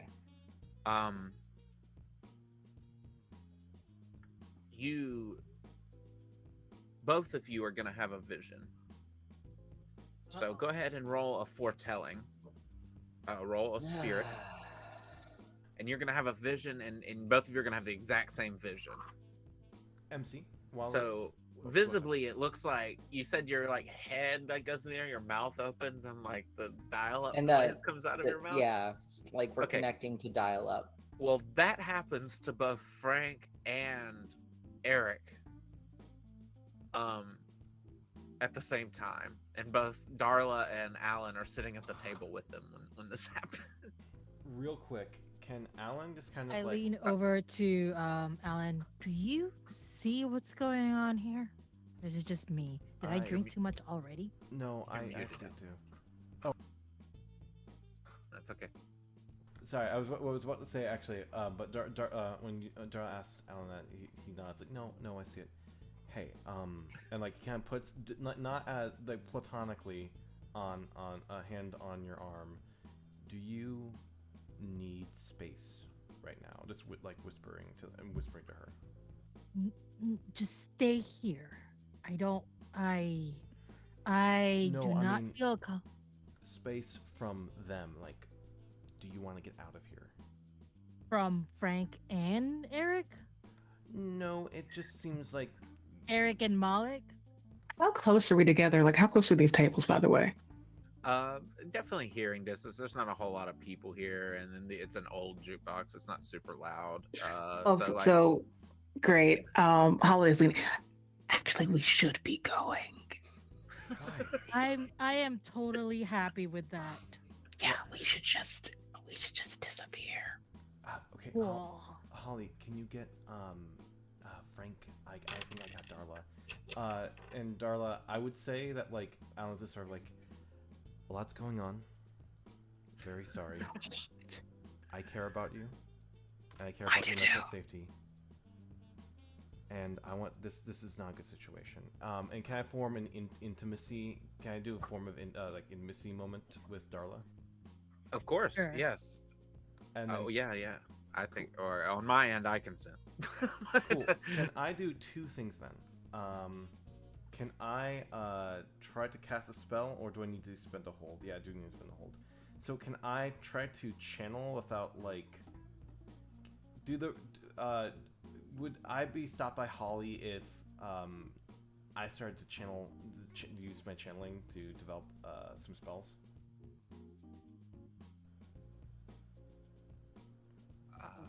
It's up to Mr. Holiday if they would interrupt like you powering up essentially. Because I'm trying Oh to no, like they wouldn't break. Why are we powering up? Are we teleporting somewhere? I was going to teleport actually, or make you invisible. My intention was, if the magical defenses of this bard don't fry me for trying to power up magic, I would cast teleport on like. Oh, if that's the case, I'm so yeah. Holiday would stop. If that's the case, I'm sorry. I thought you were like catch him in the I act. need to make my intentions more clear. But I was just trying to make sure like we could get out of here. But then I was like, oh, I need to cast spells to do that. I need a channel to do that. I have to channel it before I do an event because I don't know Yeah, how that's- long I can. So while this dang newfangled magical hoopla is going on, let's do a good old fashioned foretelling. So instead of the classic method of me letting you choose one of these bullet points and choose who it's about, I'm gonna commandeer that whole situation, and you begin to feel the bitter cold of a winter in Antarctica, nearly just freezing your skin. It's like 1,000 daggers slicing at your flesh, just all blowing at you. You feel as if every inch of your body is about to turn blue, and you see this entire bar essentially just erupt into ice and wind and snow. The patrons, though faceless in your vision, freeze in their place. The glass of the various bottles shatter as they freeze solid. The lights go out and the electricity just in the area ceases to work, and sort of hauntingly the music from the old jukebox continues to groove as everything just freezes in place. And this is all happening in a vision that both Eric and Frank are seeing. And as everyone's gathered and brought outside to, I assume, get out from within the wards for teleportation reasons. Everyone, including Eric and I assume y'all are bringing Eric with you, or are you just gonna leave him in there? No, just bringing Frank. I'm texting Rika to like, hey, you and your friend might want to get out of here. Oh, yeah. Okay. She Basically, says we were planning on leaving soon anyway. cool. and- Where have you been? Where have you been this whole party? I haven't seen you. Upstairs with Ray. Be safe. Hey, so we're gonna get out of here. Thank- Anyway, so you're dragging your friend Frank out, and he's just letting off dial-up noises as you're dragging him out into the parking lot. And where now that you're all out in the parking lot, how do you?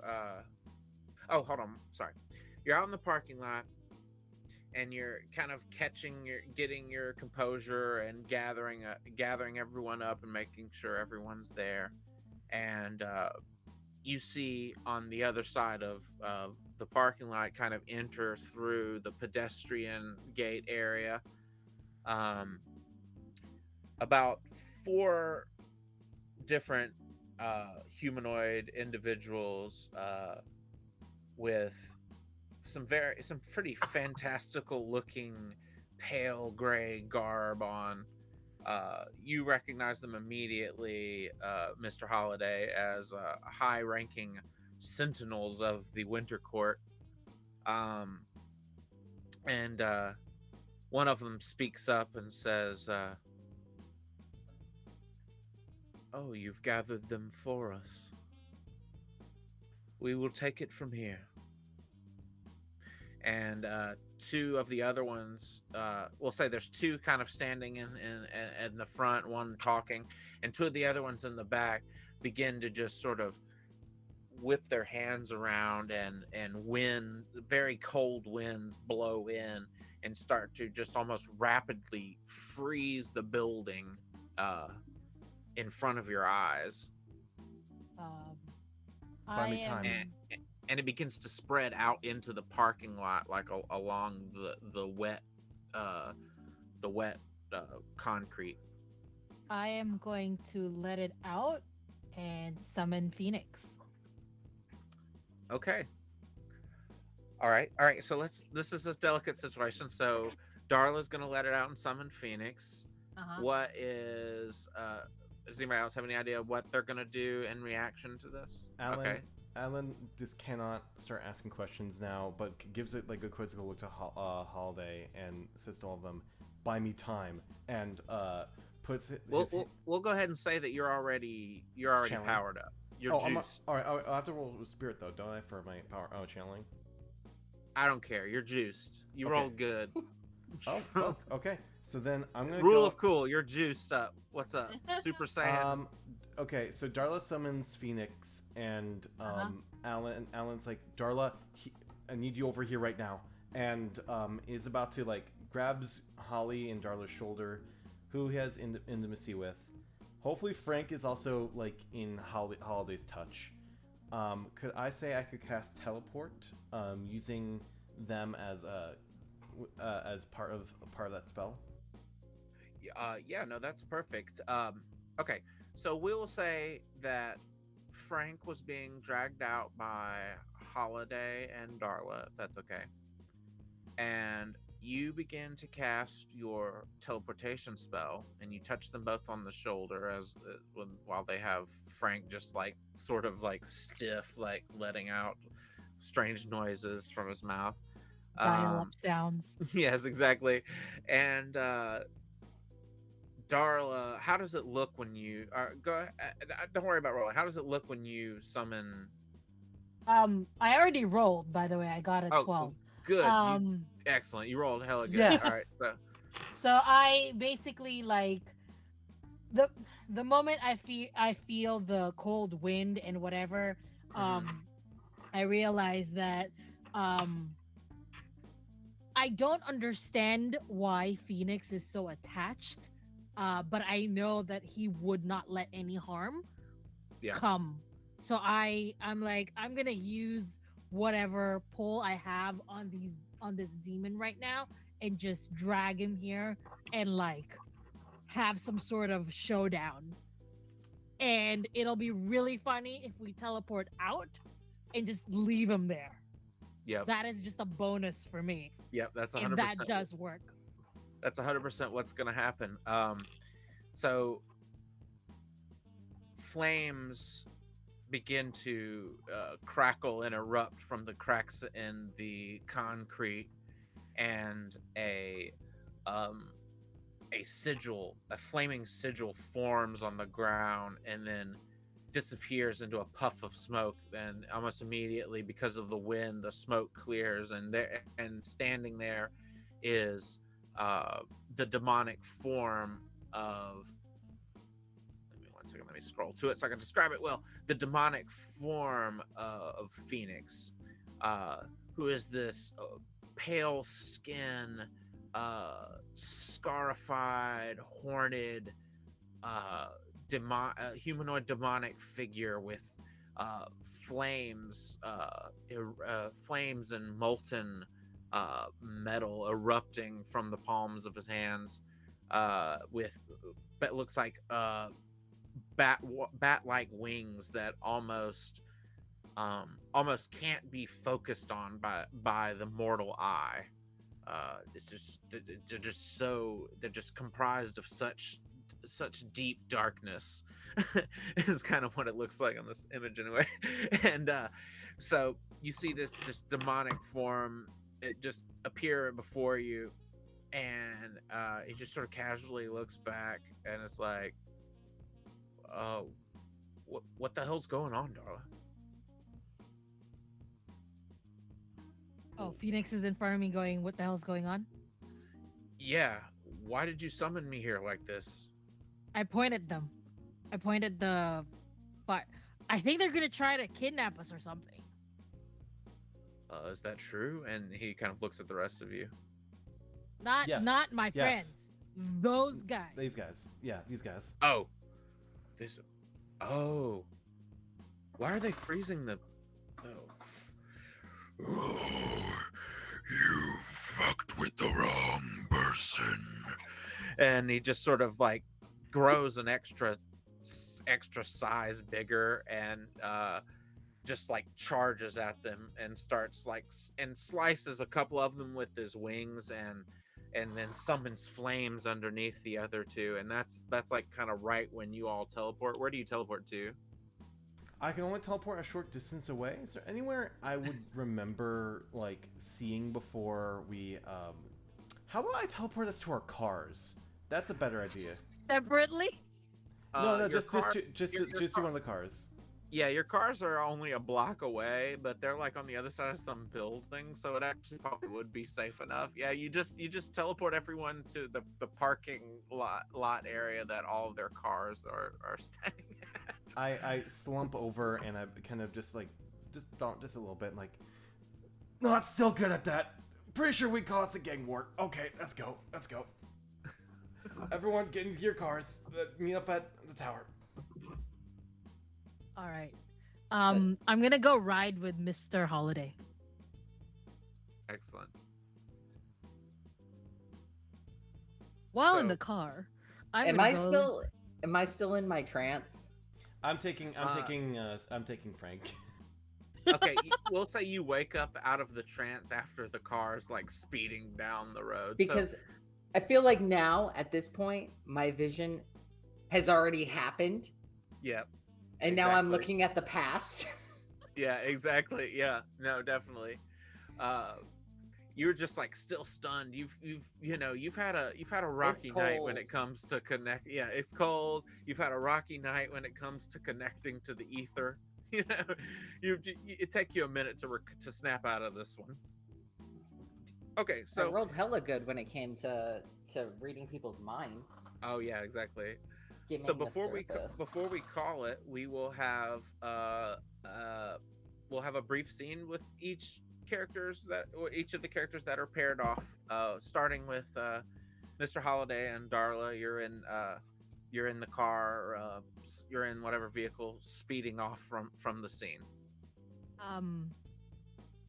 Mr. Holiday, Mm-hmm, I know where my patron came from. He's as much of a dick that he is. He's very protective of me. I don't know why.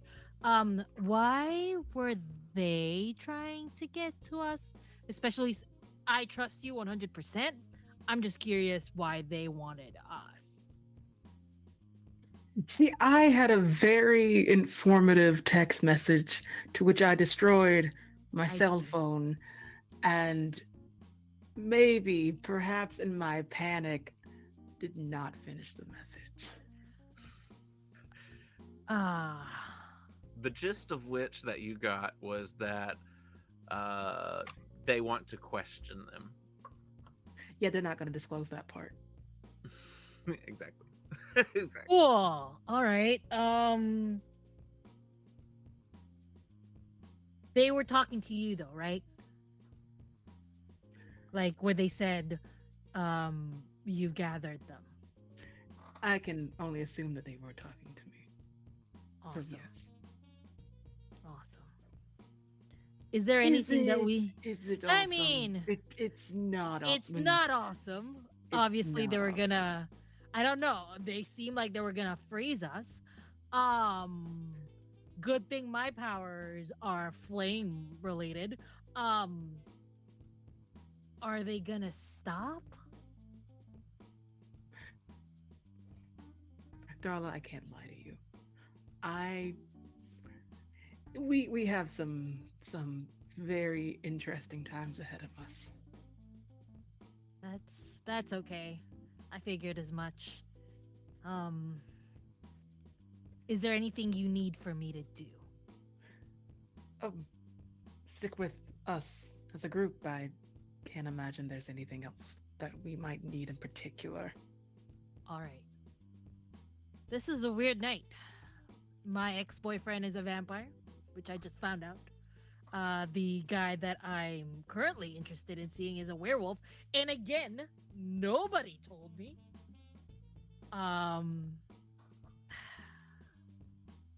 And whatever Phoenix is at least I can rely on him to protect us, I guess.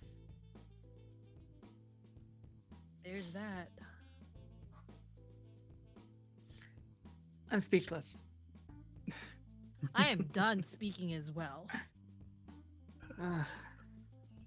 Well, at least we're alive and in our skins and breathing. We can be thankful for the little things before we lose those two.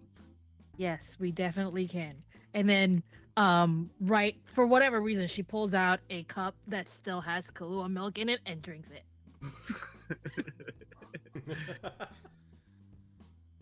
I love that so much. Excellent. I love the friendship between those two characters so much. It's a very heartwarming friendship. Yes, exactly. So we will go over to the wizard in his nerd mobile, nervously. Well, I would just assume he has a nerd mobile, nervously speeding Aztec. away, looking real pretty in that dress, and then the noise stops and Frank comes to. Frank, come on, buddy. I need you. Come on, please. I'm I'll right find here. some smelling stuff. Okay, great. He is Right here.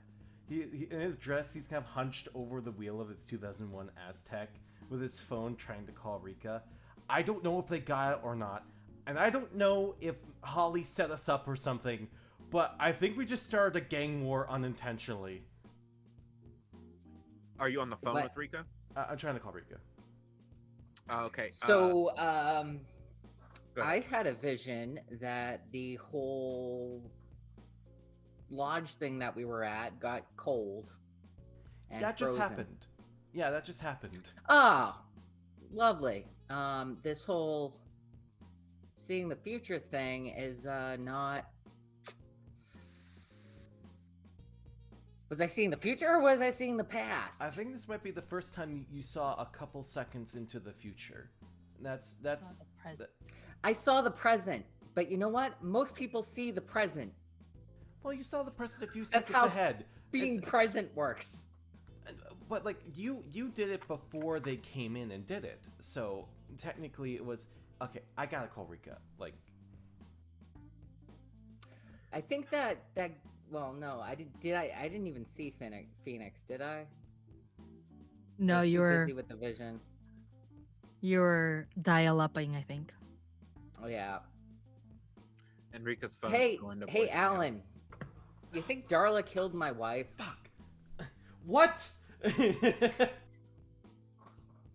it's like Alan's just like, fuck. What? I think Darla killed my wife.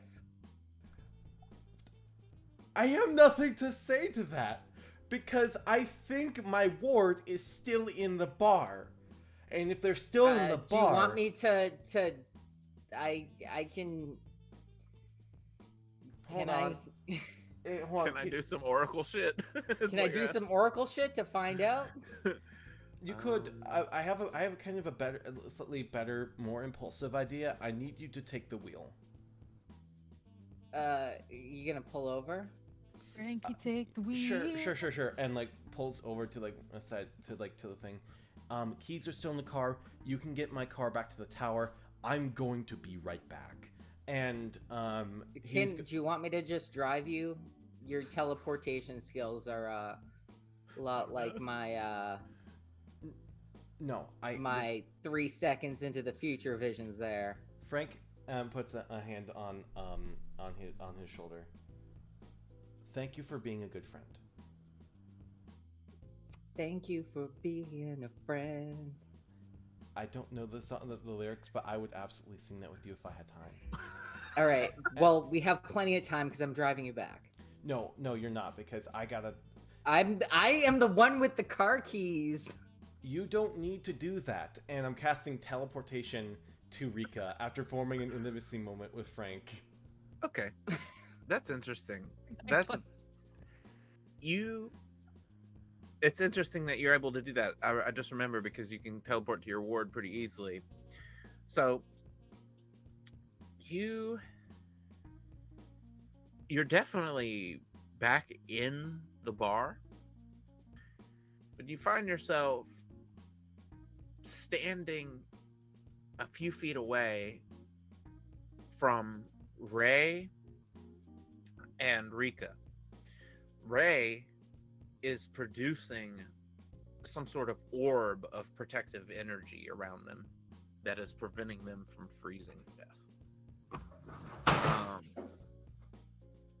But you notice you're kind of at this dilemma. It seems like Ray can't move while emanating this energy. And Rika's looking at you. Why the hell are you here? Oh, this is... You came to save me, and then now you're here, stuck in this dilemma with the rest of us. Not entirely. Well, actually, potentially. I'm here now. That's what matters. We've already tried teleporting out of here. This place has got some wards up. Even with it frozen solid, the wards are still in effect. That's fine. We'll figure out a way. If we let this orb... Listen, we already... Let me tell you the thought process we've already gone through. And Ray is like... Yeah, she's thought about this pretty good. And she's just like creating this almost like energy made of like light around you all, like an aura, like a protective like bubble boy situation. Well, Enrica speaks up. She's like, well, you see, we tried teleporting out and Ray can't move, because if Ray moves, then the protective energy goes away and we freeze. Do you see why this is a problem? Yes. I would rather be in this problem with you than be outside and not know what you're up to. That's so sweet. Yes, and we are going. We may potentially die, but that's beside the point. Um, Ray and I are dating. I guess that's kind of like a good thing, right? A good, this is good not the silver good time lining. to tell me that. This is not the good time to tell me that. I told you. I told you wouldn't like it. It's not that I don't like it, but we're about. This is not the situation. Okay, all right. I'm gonna figure this out. We probably should just cut here. Yeah, no, that's a perfect spot to cut it, and we will go ahead. What were you gonna say, Frank? I was gonna say, when you share a moment of intimacy, Mhm. I can gain a specific and clear vision about the person's future. Can canonically I say that I saw that scene? Yeah, no, that's perfect. And I can mark a corruption to ask up to 2 follow-up questions. Okay, that's fine. Yeah, let's do it. We can do it All real right. quick. Follow-up question 1.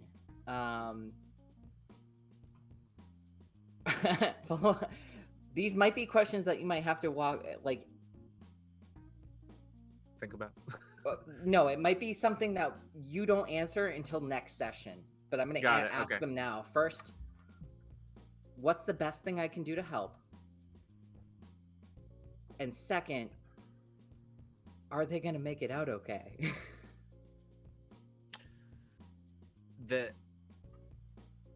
They will make it out okay. That They will that make would it be out- like the question. They will that make it you out save for- alive. I Yep. know, but I'm gonna say it first. They will make it out alive. There goes our cliffhanger. And the way to help would be to interrupt the casting of this elemental magic somehow. Okay. Which there's two pissed off looking fae with bad fashion sense hanging out in the parking lot casting this ice magic right now. So Can Are they Oh, sorry. Go ahead. are they within a car's length between each of them? you can run them over with the car. Yeah. I guess we're gonna cliffhang on that time, right? All right. So we will say Frank is coming down this side And road. just and we'll just freeze frame right before impact with the oh god, the Dukes of Hazzard style, oh, this Frank has got himself into a pickle, isn't he? Yeah. it's Guess we're perfect. gonna have to wait till next week to see what happens next. Exactly. We will leave off with you like a foot away from one of the casters, like looking down at your car, like, oh shit, and that's where we'll pick back up. Alan was gonna turn himself in to stop the casting, but you just had to go ahead and wreck his Aztec. I don't like this Aztec. Fuck this Aztec Aztec. has got to go. All right. Yeah, Two you're birds gonna have with to get a one new stone. car before next time. All right, we're gonna go ahead and do a recap. I have to do something real quick, but what we're gonna do is you guys go ahead and just go down the line and just reintroduce yourselves and your characters and where you can be found, and we'll go ahead and right after there. I'll start first. Hi, everyone. I am Leland/Leopold the Just. You can find me on the internet at Leopold the Just at all the different places. I will be in a game on this channel soon, set in the Critical Role universe, which I'm really excited because I'm like a total noob to all that stuff. So it's going to be super fun. A couple of us are in it as well, so keep an eye on our social media spaces for that sort of thing. As far as what character I was playing, I was the bad guy. I was that group of angry fae with cool ice magic at the end. That was me. It was real rough. Just like Robert Pattinson, it was the roughest role I've ever had to play. I sat outside in a winter storm in my underwear in order to prepare for that role. Oh wow. Yeah. In Alabama, in southern coastal Alabama, in a winter storm. And anyway, In 60-degree weather. yeah, so it's getting cold, man. Fucking cold. But no, I had a really good time.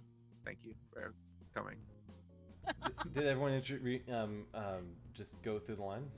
It wasn't me. It was just me that talked that whole time. Whoever wants to go next. Fantastic. I can go next. Hi y'all. I'm Gliza. I'm a person with many hats. I'm a podcaster. I am a writer. I'm a TTRPG performer. I am a streamer. My schedule is really busy.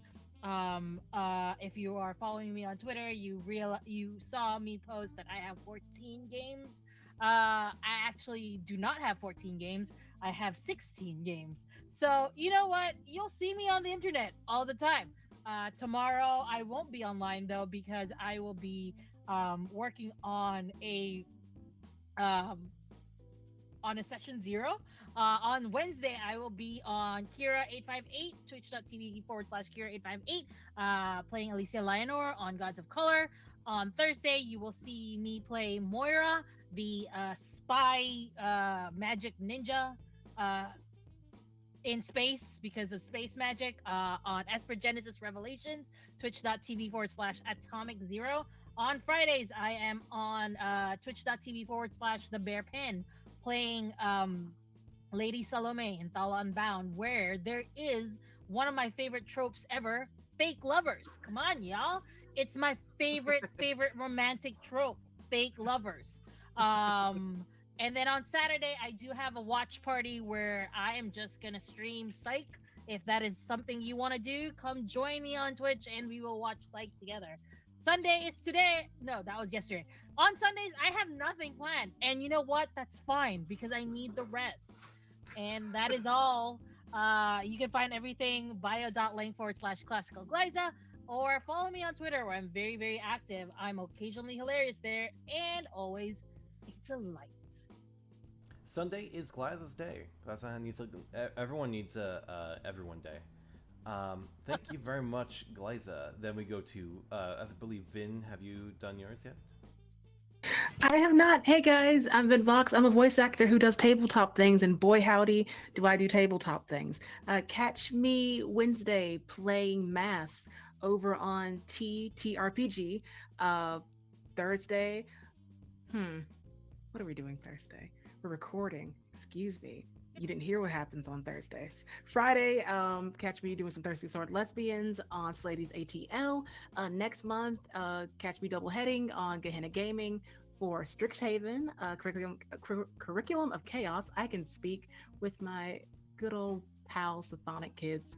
We're hopping from channel to channel, having a great time, and some Mork Borg, which I think I pronounced that right. Yes, you did. Thank you, because I've been I love that struggling game with that so one. much. Morkaborg. That sounds like Morkaborg. I wish it was that fun and silly. It's not. Oh my It's scary. But yeah, that's me. Catch me on Twitter. That's where most of my updates are, and that's me. All right, then we have Frank.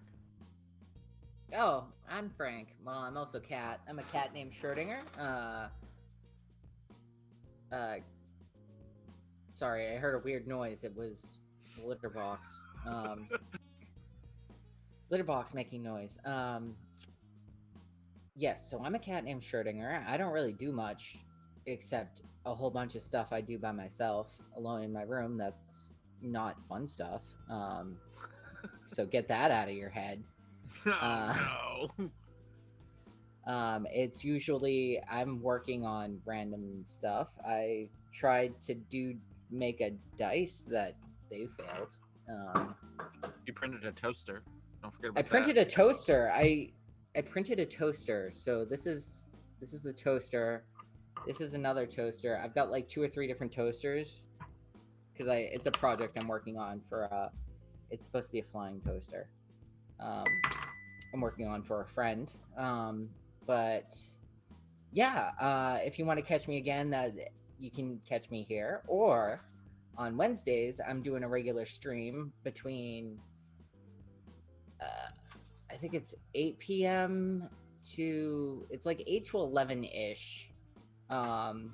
Eastern Standard Time, New York time. And it's either work in progress Wednesdays or one shot Wednesdays, where either I'm doing like a one shot TTRPG thing, or I'm just making like art or something, or messing around with. Oh wow, can I print a toaster is so big that other toasters can fit in it? I'm sure I could. You I'm not can make going it to. into a toaster container, is what I'm saying. Just like big toasters, and then you can like be And a then you can toaster toast vendor. other toasters. No, you could be a toaster vendor. Oh. That would be like your toaster Wasn't me. I didn't do it. place. You broke it, Claudia. You broke it.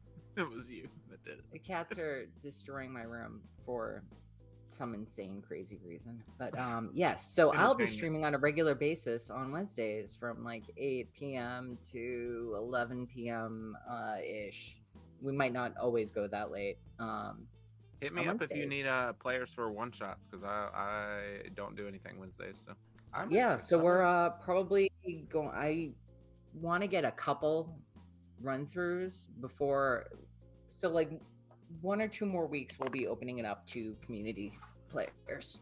cool. Sounds good. So yeah, so yeah, I just, because I'm new to streaming on my own, so it's fun, new stuff.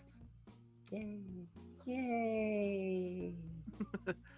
Welcome to the world.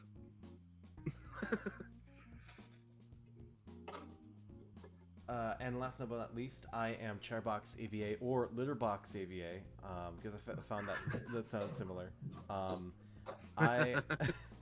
I stream here right now Mondays, but I got some things coming up soon that might add some more beef to this channel. Thank you guys for watching this. You know, this is kind of like a really fun thing I get to do with Leland, who I've been kind of a mutual with for some time. I am a writer for Fam Hysteria, a horror... You can say friend. It's okay. It's You're not my gonna hurt friend. my You're my friend, Leland. Leland has been my friend for some time. We have been united. We united through hardship. Yes, I'm a writer for Fam Hysteria, a paranormal investigation, sort of horror action video game in the works.